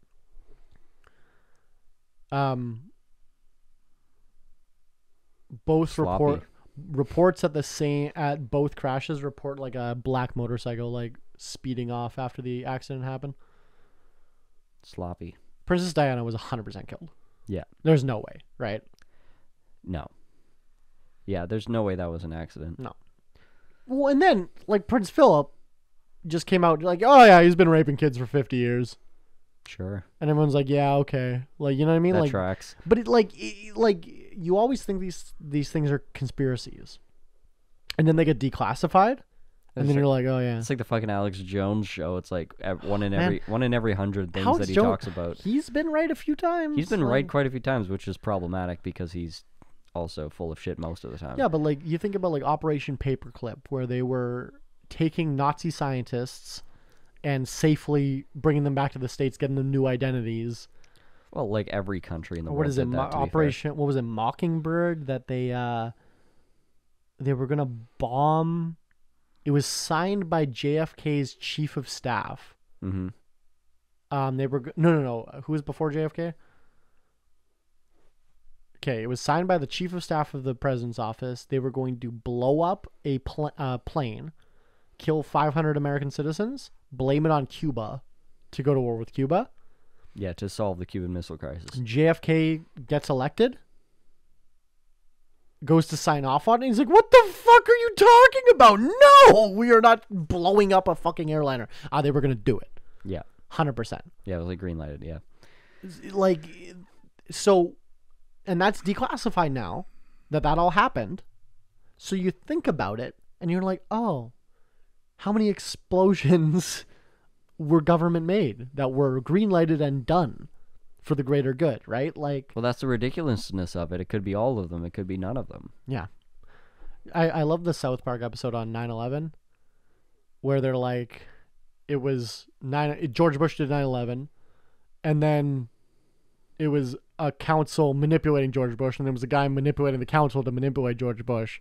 And then, like, right at the end of the episode, they're all in the Oval Office, and then, like, Stan's like, wait, so who actually did 9/11? And then George Bush is like, a bunch of pissed off Muslims. Like, it's like, we always talk, Occam's razor, we always talk about. Yeah. It's like the simplest explanation is often the correct one.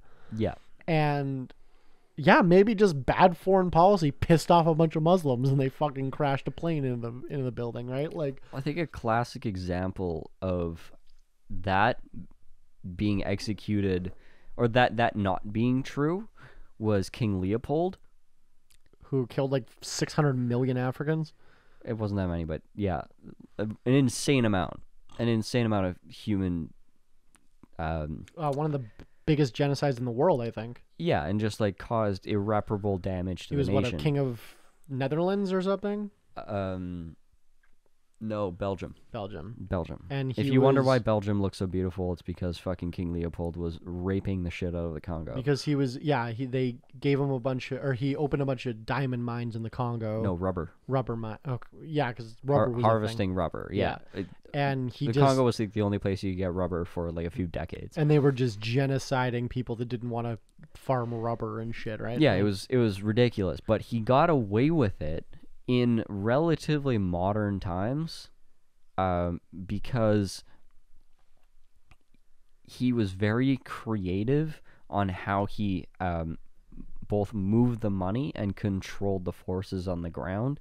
Like he set up corporations that owned other corporations, and then he like kept changing the names of corporations and opening them and closing them and like changing mandates. Like he was very shadowy and very crafty. Like it took them years to unravel it, and it was not it wasn't actually clear that King Leopold was causing the genocide in the Congo. Like even though he was definitely doing it, it was, you know, state sponsored and all that, and they were benefiting from it. It like you could not just figure out, you couldn't follow the money, you couldn't follow the legal trail back to him in a clear and concise way for a very long time. Like he was very creative with it, but that was like, you know, trying to do a colonialism long after it was acceptable. He got away with it. What year was this?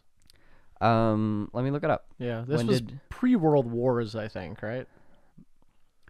Yeah, it was. Yeah, like world traveling journalists was still a very novel idea. Leopold II of Belgium. 1909 is when he died. No, that's when he was no longer king. Oh wow, that's late. 09. That is late. Like he's pre World Wars, but that's like still late. Post East India Company. Yeah. Like getting into East India Company was like 16, right? Well, they went for a very long time. Yeah, but like, he was pretty much like one of the last of the colonial kings. Powers, kind of. Yeah. And he was pilfering long after it was okay. Well, yeah, because like 1900 was like the Industrial Revolution had already happened in America and Britain, and he's still genociding people in the Congo. And he's still yeah.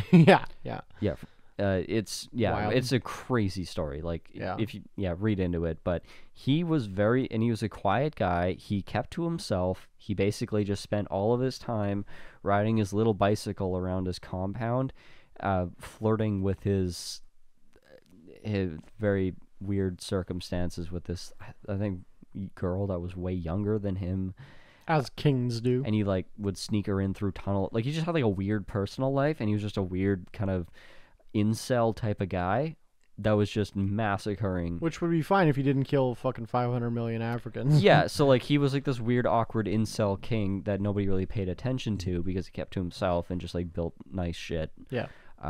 And then was just like signing orders to do like Holocaust level atrocities. Yeah.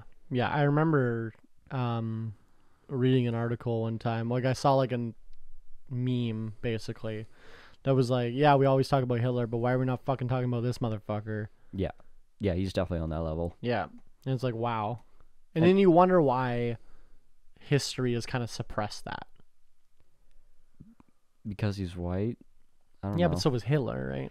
Yeah, but Hitler was a fascist. Oh, but Hitler was attacking white people as well, like white Jews. Yeah, that's probably a better justification. Hitler attacked white people, so that was problematic. And also, probably that's probably a huge part of it, because the Congo still doesn't have like the CIA is still doing this shit. Yeah, putting basically he put someone in power that allowed all this to happen. The CIA is still doing this shit. Yeah. Many countries are still doing this. China is actively doing this stuff openly. China is backing super violent, oppressive autocrats, so that they can basically pillage the country for their mineral rights. Like what they're about to do to Afghanistan with the Taliban is to say, we will take care of your infrastructure and we'll solve your healthcare problems, we'll solve your food shortages. Just has unlimited money. Well, they have resources, they have manufacturing, whatever. They can fill that void because they're not. Afghanistan's not going to get it from America, so they're going to get it from China. Number one, Afghanistan is on the border of China. We forget about that. Yeah, they have a direct line. Number two, they need a trading partner. Yeah. Right? It doesn't matter. They need, because the Taliban has said they're open for business, but they need and the EU and America is going to fucking not trade with them. Who's going to trade with them? Fucking China, Pakistan, Iran, Israel. No, maybe not Israel, but they're all going to fucking trade with them. Like Saudi Arabia, Qatar. All the military coups that are now happening, that have recently happened, what's the most recent one? It happened last weekend. Another fucking coup. There's another coup every weekend. It's wild. Each of a lot of these countries, what they're doing is this military leader, whoever takes over the government, creates a trade partnership with China. China provides, cash liquidity, provides whatever they need to keep their people alive, in exchange for basically nationalizing all their mineral resources and giving 100% of the rights to China. So basically China gets all the minerals and they get to control the mining and the operation of it, and in exchange they give them whatever they need. Yeah, and whatever they can't get because they have sanctions, because America's because it's a fucking military. Taliban. Yeah, because it's a coup. Yeah. This is their playbook now. Yeah. So now you have America sanction. The only thing they can do, because America will not use military force, what they do is sanction, which then enables China to be like, oh, you're sanctioned, now you need us, or your power will disappear. And this just gives one more foothold for China. Yeah, it's like every time they sanction a country, they're giving China the sanction playbook doesn't fucking work anymore, because now you have China that Sanctions can because now you have China we that can come in and fulfill all those needs. We have a global market economy. No, we don't. You don't have a global market economy. You have a two-party system. You have America and you have China, and you can choose one or the other. America is not relied upon as much as they think they are. Right. And that's the biggest problem. Yeah. Is that it's not 1867 anymore. You know what I mean? It's not. Well, no, more like 1970, because the U.S. didn't have that power till post-World War II. Yeah, that's fair, because everyone else got bombed to shit and America didn't. Well, America was just nationalist up until then. It didn't interfere anything globally. World War was the first time they actually took any interest in a foreign entity. Trying to disprove that, but I think you're right, actually, now that I think about it. Foreign policy didn't give it, foreign policy was exclusively nationalist. Yeah, they were very almost isolationist. Yeah, they were isolationist. They had complete non-aggression. They didn't believe in policing the world. They didn't believe in sending their troops overseas. They didn't believe in using troops for anything but self-defense. But then Britain and Germany and Russia were all bombed to fuck after World War II, and America's like, hey, our economy's still working. Well, no, America's like, oh, our economy is linked to theirs, and we're fucked if Germany or if Hitler controls Europe. No, I mean post World War II. Right, yeah. Yeah, if Hitler controls Europe, then we're in a bad spot. We're going to have to work with this fascist, which, I mean, to be fair, a lot of Americans were happy about that. Which is funny, because, Americans are fascists. Yeah, but you can't tell them that. Who was can't hold the mirror up. Franco, the dictator in Spain, was just a dictator till the 70s, and just no one did anything in Spain. Yeah, because Mussolini got killed. Yeah, but then Franco was just a dictator till 1972. The Beatles were putting out music, and Franco was just a dictator still, and no one did anything. Well, that's fucking Hungary now. Has a dictator? Well, not technically, but not in nobody. He's not actually a dictator yet, but he's definitely an autocrat, definitely leaning towards fascist, because so is the Polish guy. Well, Well, he's democratically elected, Yeah. but now he's rigged the voting system where he effectively can never lose office. Well, that's what Putin does. Right, but this is an EU member nation. So is Russia. No. Russia's really not a member of the European Union? No. I don't know. Russia's not a part of the EU or the UN. Well, neither is the UK. Okay, Russia's absolutely a part of the UN. Sorry. Fuck off. Russia's not a part of the G7. Yes, they are. They're one of the main. Name the G7. We're part of it. Canada. No, because the UN peacekeeping forces are Canada? one of the stopgaps against the fucking Russians. China. USA. I better not be butchering this because I'm 90% sure on I'm this. pretty not sure they're 100% part of the sure. G7. Is No, just Google G7. Like a G6. Some.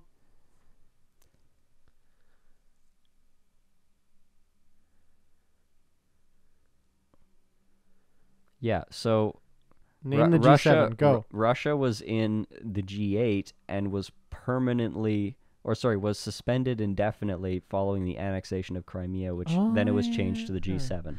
Oh, yeah. We just kicked them out of the club. Yeah. But they're absolutely part of the UN because they're on the UN Security Council. Right. Because everyone who won World War II got to have a seat on the council. Right, you're right. Yeah, you're right. So it's the G7 that they're not a part of. And their being on the Security Council means you can veto anything. Yeah. And China, US, and Russia never fucking agree on anything. So every one of them vetoes something, and we never get anything done. Yeah, NATO is ineffective. Yes, the UN is a waste of fucking time. Yeah. Because it was the League of Nations up until post-World War II.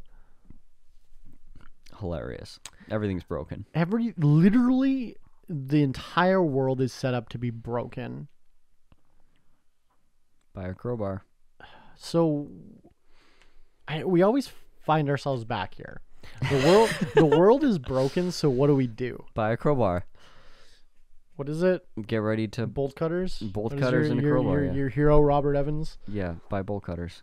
I have never once listened to a Robert Evans podcast, but Tyler and our friend JL fucking consume like every single thing he puts out. Yeah. And 90% of the fucking shit that comes out of your mouth is his Robert Evans quotes. It's like by bolt cutters. It's me with fucking George Carlin.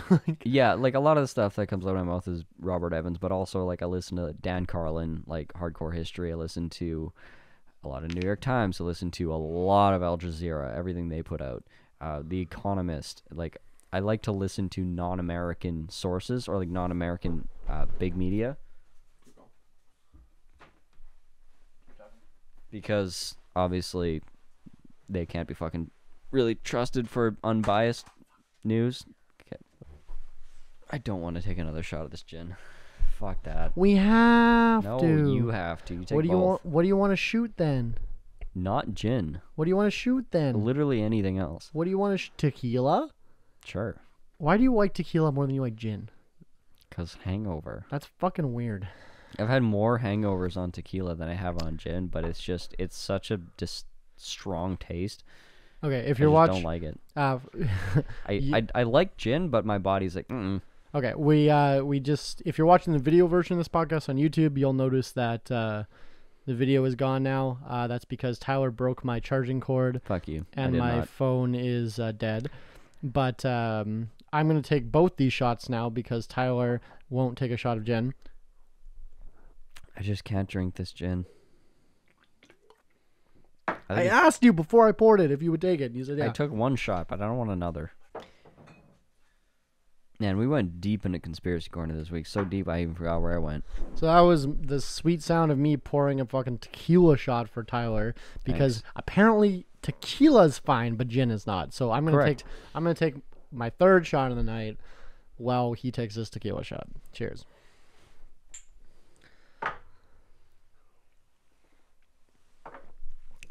Easy. Tastes like Mexico. You're a fucking weirdo. We did not when we were in Mexico together a couple years ago. I feel like we didn't drink that much tequila. No, we didn't. No. Except No. that one night that we blacked out. Yeah. Except That for wa- that time. Every time one of us went to the bathroom, we would come back with 2 tequila shots and 2 beers. You remember that? When we were Yeah, in the I pool do. that entire that was when the girl took the GoPro. That's when we had the dinner booked with your parents, and I just like left in the middle of you dinner. left in the middle of dinner and fell asleep in the bed. Yeah, I just disappeared. I don't know how I made it back to the room. I don't know how you made it back to the stumbled. room either. Yeah. Yeah, I just stumbled. I just like ditched my I was wearing those like weird pants. Yeah. You can't go into the restaurant without pants, so they're like, "Here, take these pants," and I could like fit 4 of me inside of them. Yeah, and then it with a big drawstring on it, and then when I walked out of the restaurant, I'm like, I wasn't sober enough, and I was like ready to puke. You know that feeling. So I was walking out of the restaurant. I still had the pants on.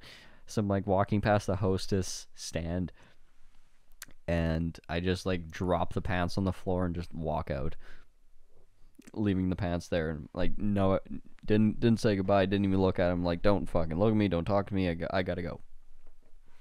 Yeah, and just disappeared. It's great. So this January we're planning to go to Cuba, but yeah, I don't know if that's gonna happen. I don't know if we're gonna get to Cuba. We're probably going, but I mean, we're double vaxxed. You mean Cuba specifically, or we're going on a trip? I mean Cuba specifically. Like, we want to go. And like, Oh, I mean, yeah, because we're absolutely. You got double Pfizer, right? No, I got Pfizer Moderna. Oh shit! So you maybe can't. No, it'll be fine. It'll be fine.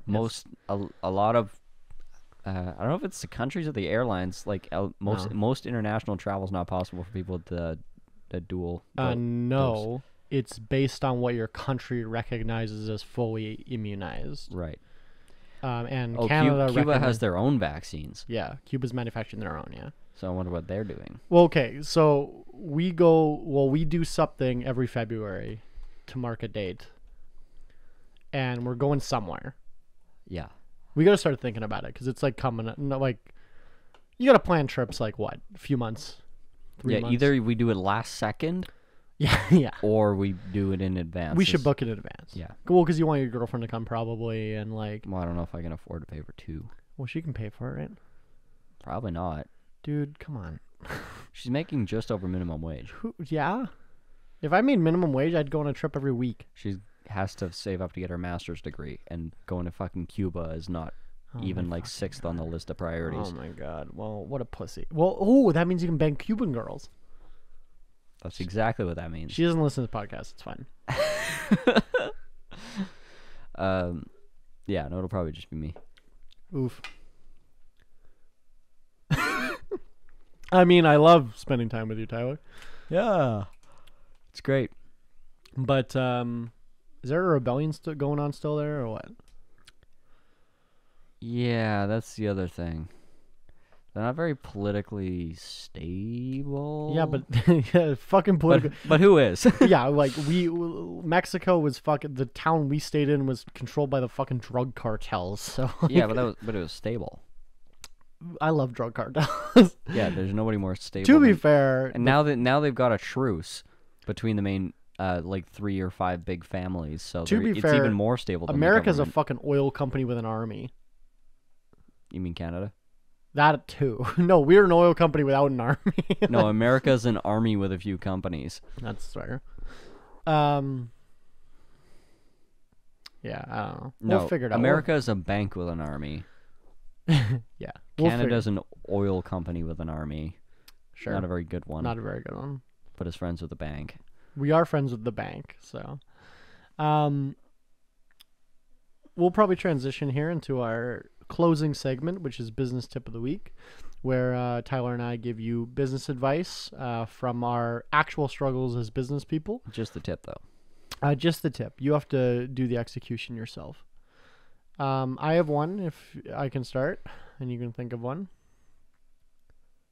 Okay, so my tip of the week is we kind of relating to something we were talking about earlier, which is something that I go through every day with the being in a regulated industry, that the government's going to government. That's their job. I forget what it's from. There's some movie or something that's like, No, I don't say fuck the police. Like, police, they're just doing their job. And I'm just doing my job and being a criminal. Like, I forget what that's from, but it's from something. Sounds like an Ocean's 11 type of quote. Yeah, something like that. But, like, yeah, that's, like, they're doing their job. Their job sucks. It's based in white supremacy and, like, corruption and whatever. But you're not going to be able to change anything they do with individual action. No. So my solution, my business tip, if you would call it that, start a business, get ahead yourself, get to a point where they can't control you. Because they're going to try, right? Evade taxes.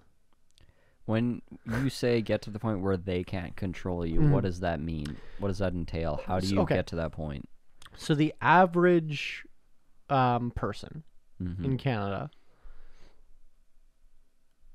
pays a certain amount of their income tax, pays a certain amount of their sales tax, right? Like, a lot of their money goes to taxes. They have the government telling them right now where they can and cannot go with vaccines and everything, right? Get to, like, I want to get to a point, like, well, you think if I was fucking Elon Musk, they'd be telling me, oh, you gotta get back. Like, I could just do whatever the fuck I want. You know what I mean? I can fly to a place where it doesn't matter. You know, like, stuff like that, right? I think you have to kind of insular work on yourself to... The government is set up to use and abuse the bottom 80% of people. Yeah. To generate their tax money and keep everyone complacent enough that they don't get revolted on. Yes. And then people are always pissed off at the top 1% for, like, abusing tax loopholes. For getting away with what they can't get away with. Yeah, and my kind of mentality is, like, you shouldn't be pissed at those people for getting away with what you can't get away with. You should be pissed at the system that doesn't let you get away with that. Yeah. Right? Yeah, I agree.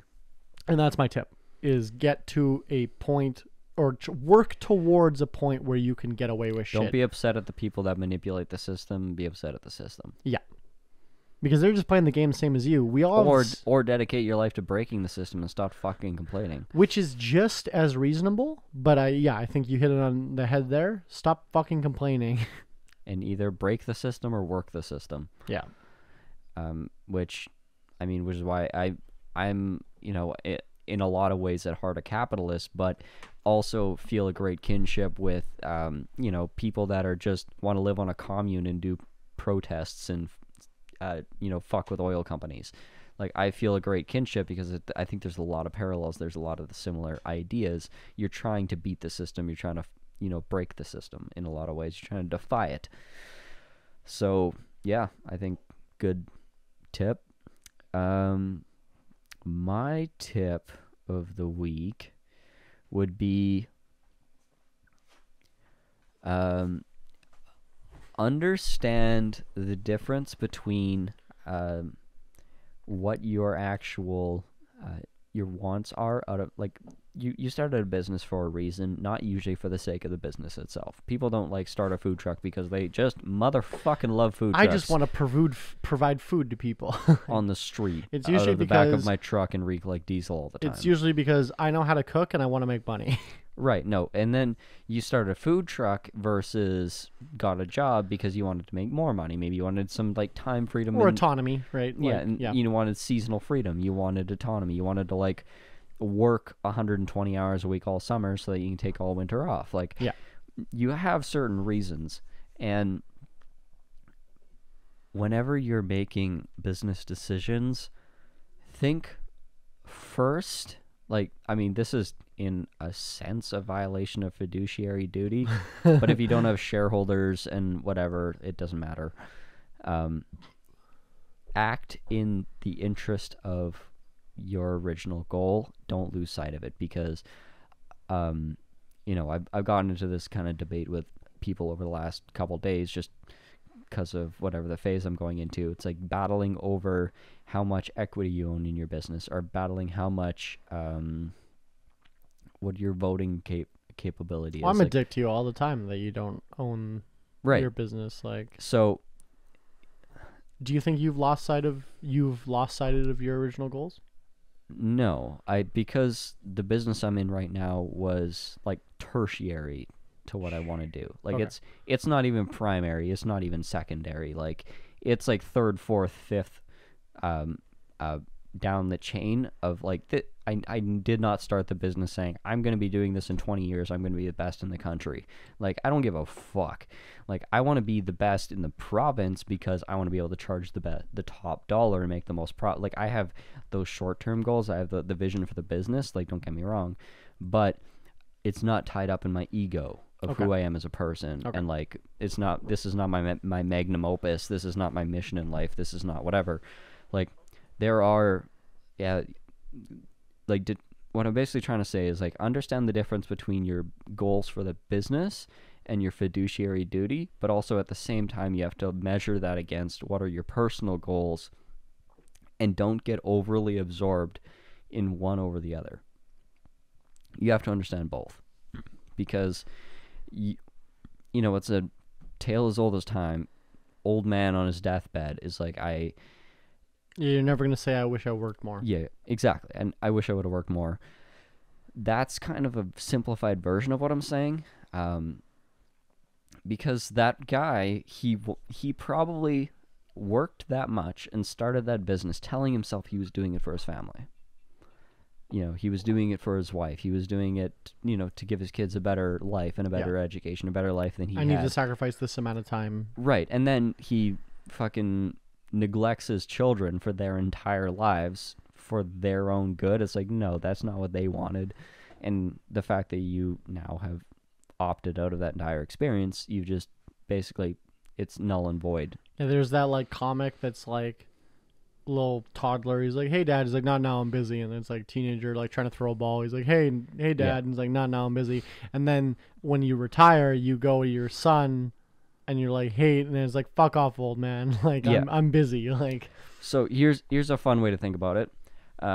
So you say no to going to that, you know, soccer tournament, and you make an extra $100,000. Your kid gets pissed and resentful and just kind of like holds that for their entire lives, that you didn't show up when they wanted you the most.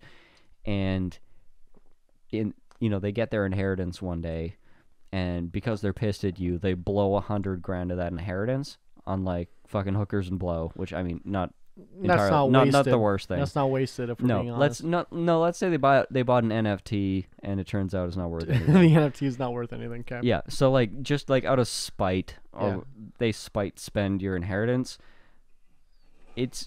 There's no net positive to that relationship, and that's an oversimplification, but I don't think it's far from the fucking truth. So understand your goals. Understand the limitations of what your success can give you, because obviously there's diminishing returns for making more money and sacrificing yourself. You're not going to make as money as Jeff Bezos, probably.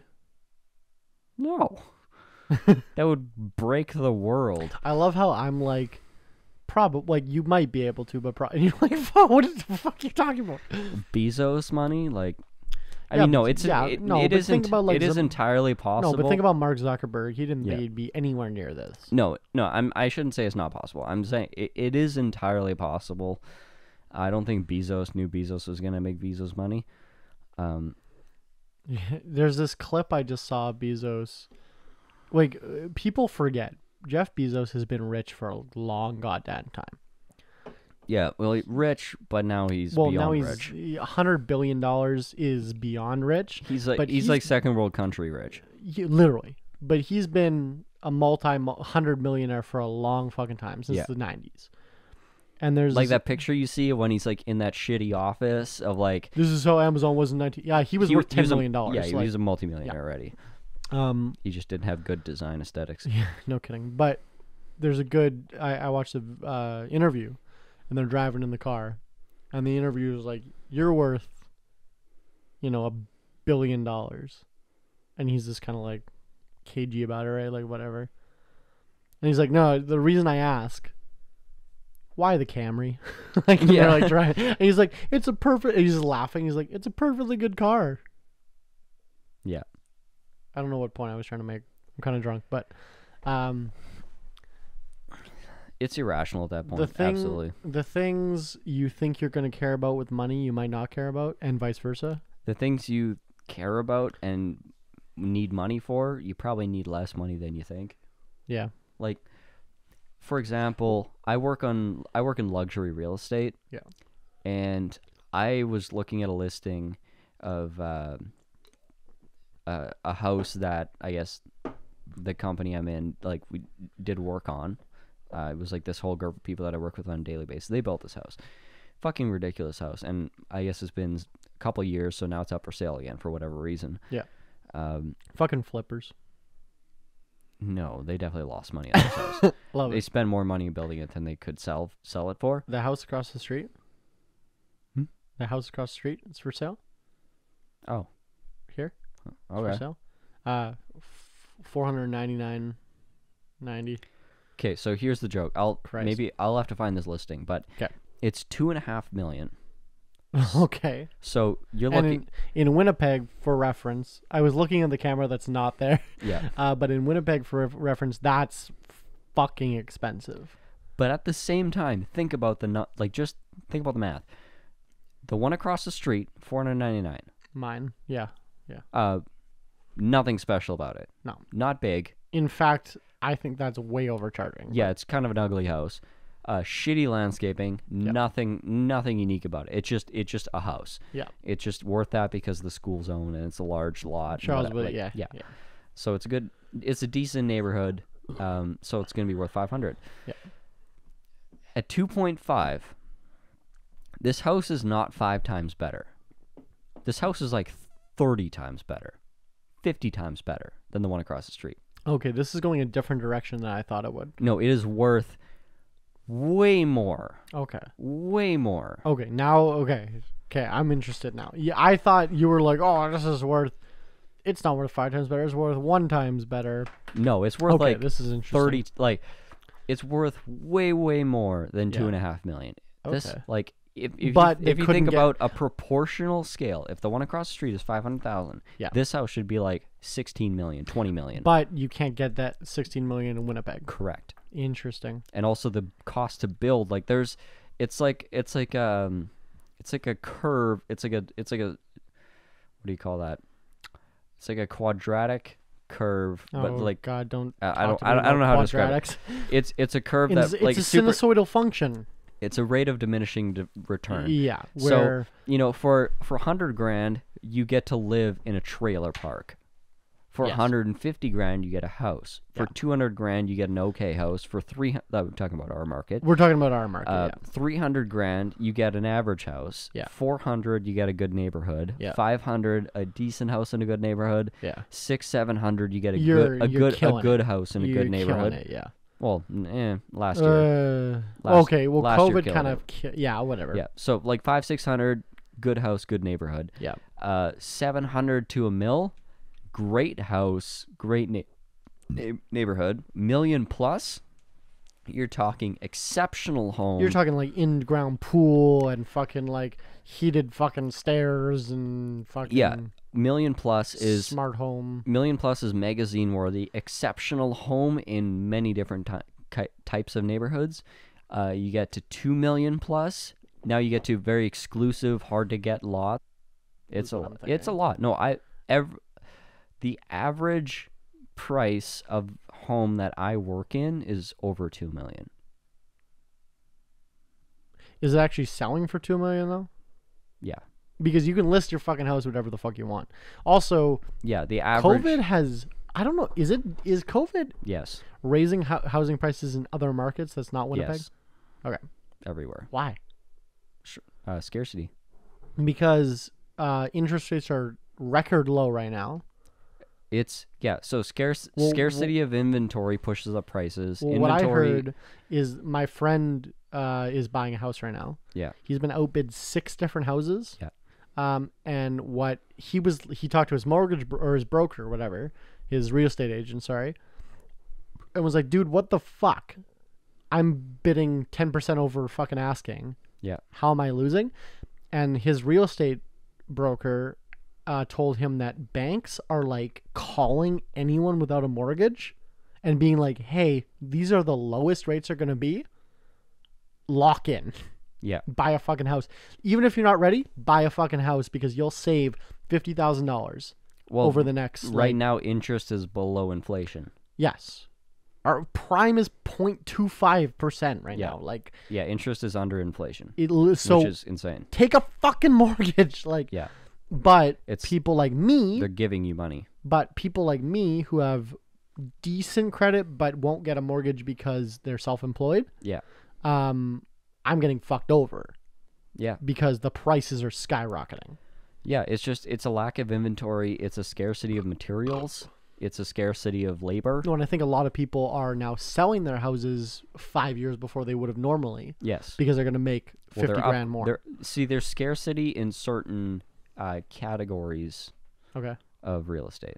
Which, Like for example, in New York State, 4 or 5 bedrooms, yeah, well, doubled that's- in price. Yeah, but New York State's fucked. In Well, no, prices, right? the reason is because work from home, people need that extra bedroom for their that's home interesting. office, Yeah. right? So the 4 and 5 bedrooms are now More demand. more demand, and also in short supply because they weren't previously in demand. This is It's flux. This is kind of related, but not really related. Our friend JL, who works in HVAC, was saying that they have to retrofit a bunch of homes in BC because they build these, 4-bedroom homes, and then these immigrant families move into them and put like 12 people in the home, and They don't have furnace systems that can adapt. the furnace system, the air conditioning, the ventilation isn't strong enough for that many people. Yeah, we So, just don't like, make them.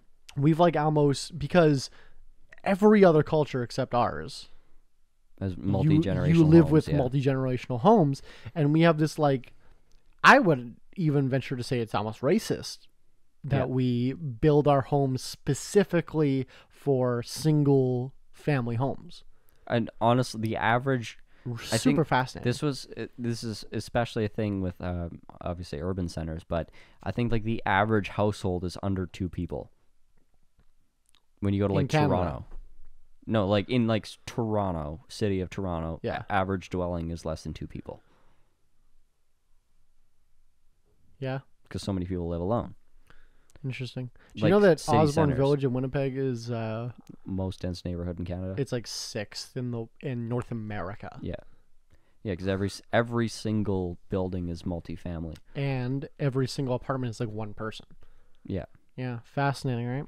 yeah, yeah. It's a real What do you- real distortion. What do you think is going to happen with the real estate industry right now? Do you think there's a crash coming, or do you think this is just like, There's absolutely going to be a crash, because well, interest rates are going to go up interest rates will go up. because inflation's going to, like, after COVID, we're Yeah. going to be fucked. Bank of Canada is going to raise the rates. Like, See, here's in as little time, I won't say 60 seconds because I'm not going to fucking count it. Let's say in 60 seconds, I'm going 1, to explain to you 2, why the economy is 3, fucked up right now. 4, 5, in the U.S. 6, 7, Shut up. 8. Why Main Street and Wall Street are completely disconnected. Because every time the unemployment numbers come in with a really bad outlook or below expectations, this is for the U.S., every time employment numbers come in below expectations, the stock market pops. And that's been happening since COVID started. Why? Because as long as the employment numbers are bad, the Fed keeps up its bond buying programs and cash injections into the economy. And as long as that happens, stock prices stay high because the buying is active. There's a lot of liquidity, right? So as soon as the jobs numbers are good, the Fed tapers and stops putting in 60. so much cash. I was counting in my head. That was 60 seconds. Bug off. So the Fed will taper. And when the Fed tapers, the stock market will slow down. Yeah. And the stock market doesn't slow down. The stock market goes up or down. Yeah. So when yeah, it doesn't have a slower increase. It's either No, it's crashing or doing climbing. well. Yeah. So the Fed cannot indefinitely Let's talk about our inject country, though. cash. Let's talk about our country. Well, this 100% directly is going to dictate what happens in Canada. Okay. Because whatever, this is why the entire world watches the Fed obsessively, because as soon as the Fed changes its policy, they have to spend like 6 months writing speeches because people hang on every fucking word. Yeah. And if you have one word wrong, you can cause a ripple in an economy. Do you see Biden is now requiring banks to report like deposits of everybody? Mm-mm. So I just saw this today. Like, look this up after. To what end? If you deposit, like, if you have over, like, I think it's like $5,000 in assets in a bank. Yeah. They are legally required to report to the federal government that you have those assets. Interesting. When they never were before. And so I follow a bunch of libertarian pages, and there was a bunch of like local banks that are like, we don't know what to do. Yeah. Like these small banks that are like, credit unions. We are now legally required to report every transaction you make to the federal government, and we don't know what we're supposed to do. Yeah. Like, obviously you don't want us to close, but like at the same time, it's like, this is a violation of fucking your privacy and shit. And then, so I saw these posts, these like basically memes. Yeah. And I was like, what is this about? Started Googling it, and I'm like, what the fuck is going on? Apparently no one knows why they're making this decision. It's like this whole thing. Yeah. That now they're requiring because after 9/11, everything over like, what was it? Like, is it 50,000? Or there's a certain amount of money. 10,000. 10,000? 10,000. Anything over 10,000 transaction anywhere is reportedly needs to be recorded, because after 9/11, because we're like, how did they get all this money for this shit? So they started anything. So that's why a lot of like it's for money laundering, organized crime, tax evasion. I think personally experienced this. Tried to get money from an investor, and it was the investor lived in Johannesburg, and the cash was the transfer was seized by the South African government and was like held over for 90 days, and it nearly fucking sunk her business. Yeah, because they're worried about like terrorism funding and. Well, they just don't want cash to leave the country. Sure. So, but now it's like going from like 10 G's to like $500 or something. Wow. Yeah.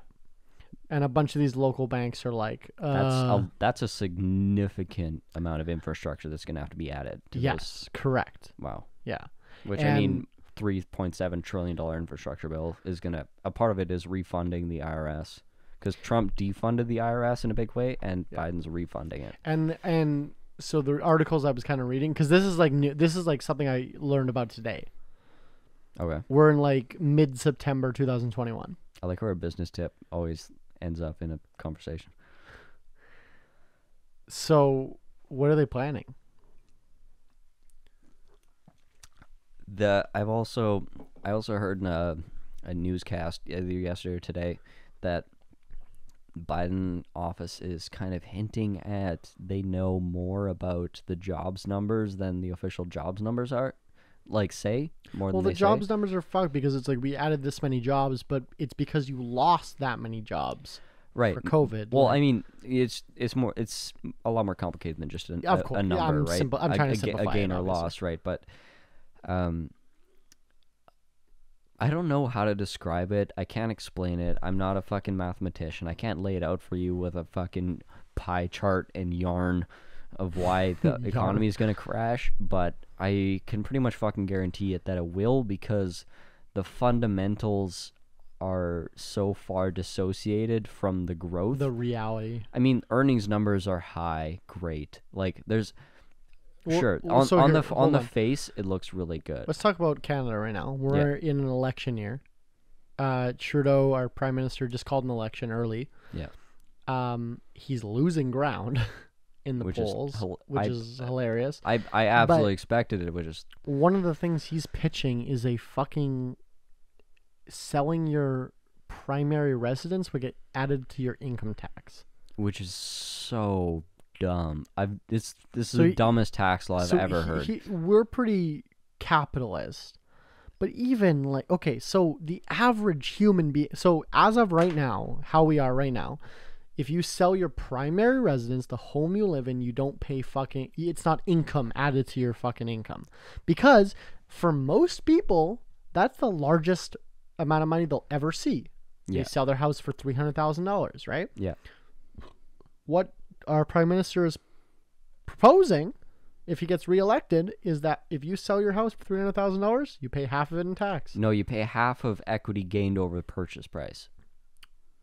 Yeah, and pay capital gains on it. But You pay half of, or sorry, you pay taxes on your equity. Yeah. It's not even over Wait, purchase wouldn't that be price. more than purchase price? Your equity? If you had the house for 30 years, wouldn't that be more? No, I think it's just like a simple purchase, or I don't think it's purchase versus sale. I think it's actually equity, home equity. I'm pretty sure that's Isn't how I that read worse? It could be. It could potentially be worse.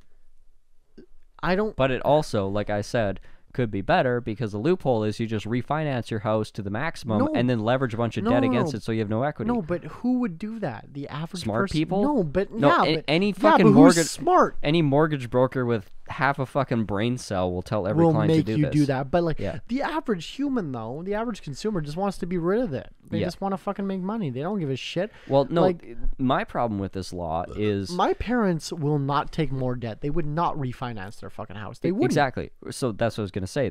The wisdom, quote unquote, that's been passed to the boomer generation is your number one way of building wealth is pay off your house, Be debt free. be debt free. Yeah. And then when you're ready to retire, you can sell your house, move into a retirement condo, use that money to live comfortably. Yeah. Like they use like the home as a cash / equity shelter from what it's not rational. It doesn't actually work. Which is stuff like we do, but we do it with non-tangible assets. Like, Well, yeah, but I mean, like, your primary residence isn't an asset, it's a liability because you need to have it, and if you sell it, you need to buy another one. You don't have a home anymore. And it costs you money in taxes, it costs Yeah. you money in upkeep, it's like Yeah. all these, it's not an asset, it's liability. Your primary residence is a liability, and you should forever understand that it is that, and never nothing different. But the government describes it as an asset, though. yes and no. Okay. Because Whatever, let's not go into when it. you claim bankruptcy, the government is not allowed to take your primary residence. Because you have to live somewhere. Yes. So my parents claimed bankruptcy, Right. but we were able to keep our house. That even they were over leveraged and couldn't afford. They could not take the house because it was you primary fuck residence. off. It's like And also, they can't take your car. it's like if you don't pay your heating bill, Yeah, they can't cut off your heat in Manitoba because it's very cold here, and you'll die. and you'll literally die. So you can. You didn't hear this from me. You can literally never pay your heating bill. They legally cannot cut it off. Yeah, and even if they do cut it off during the summer, they have to turn it back on. Yeah, you can make a request and they have to do it. And if they don't, even 1 day below zero, you can fucking sue them and win. Yeah, it's no Yeah, question. it's a human rights violation. Literally, they are trying to kill you. Yeah. Yeah. So it's the same idea with primary residence and your car or whatever. Like, all these things are supposed to be considered untouchables. Yeah. But he's trying to put it on the table, True which enough. I think is infinitely stupid. Which is so weird because what he's trying to do is stop house flippers and these foreign nationals from buying real estate. Well, then do that. But that's what he's trying to stop. Is he though? Yes. Well, that law doesn't affect them though. Yeah. Why you're trying to make the argument that liberals are good at basic economics? Because that's what he's trying. A primary residence tax would not slow down a house flipper. That's what he's trying to do, though. Is slow down house flippers. No, because they do it under, like, if that's... No, don't argue with me. Argue with him. I agree with you. You put it under a corporation. They just use debt. Like, I know. There's no way they're ever going to pay that tax. I know. I agree with you. I'm just saying that's why he's Take it from a house flipper. Yeah. There's not a single law that you can pass that we cannot get the fuck around. I agree with you, and that's why it's dumb. Yeah. I agree. Like, we're here. Yeah. Yeah, but just they've been trying to make... I'm just telling you that's his justification. They've been trying to make wholesaling illegal for like so long. Something like 10% of Vancouver real estate right now is owned by Chinese nationals. It's like 20% of New York. is owned by like Chinese So nationals. our prime minister is trying to slow that Yeah. by making this law, but it's going to affect average everyday Canadians because people like you and me will get around the law. That's gonna fuck everyone, and nobody that he wants it to affect. Yeah. So what do you want me? They're gonna be like, oh, we have to, because they're using it as a hedge against their currency deflation, and they're using it as a hedge against their government basically seizing their assets. With China. Yeah. Yeah, because owning real estate in Canada, you can leverage The Chinese forever. government can't touch. Yeah, exactly. So that's what they're using it for. If you tax it, they're like, okay. Yeah, it's better than China taking it. Like, Right. yeah. I'm not saying it's not dumb. I'm just saying that's what's the justification. I didn't realize that. Now Yeah. I'm even madder. Well, what do you think it would be? That of course that's what it is. He's not just trying to tax. I literally thought he was just wanting to tax people's primary residence. No, that was his justification. Okay, so you justified it. And Well, no. And then his sales pitch is that that's going to decrease prices of houses. Yes, it'll crash the market. No. As if people wouldn't just pass that on to the consumer. Oh, I have to The pay. consumer being everyone? No, think about it. I have to pay 50% taxes or I have to pay capital gains on my sale of my primary residence, right? Yeah. So I'm going to raise my fucking price to make the same amount of money. I'm going to raise my price by 50%. But you won't get it because the guy buying your house. No, but what if everyone does? If everyone raises the price by 50% because they need to cover that gain. But they won't. Okay, but what? No, of course they will. Why wouldn't they? That's how the housing market works, because your house sells for what other people in your neighborhood are selling their house for. Right, but that's lowering the number, not increasing it. You're gonna have to. Everyone has to collectively increase the home price. What they're going to see is, if I'm gonna sell my house, whatever. I made a bunch of equity, gained whatever, market went up, whatever. I'm gonna sell my house. I can afford to upgrade. Sure. But now half of my upgrade budget is gone. Yeah. You're throwing cold water on the real estate market. You just drop that threshold by 50%. Yeah. So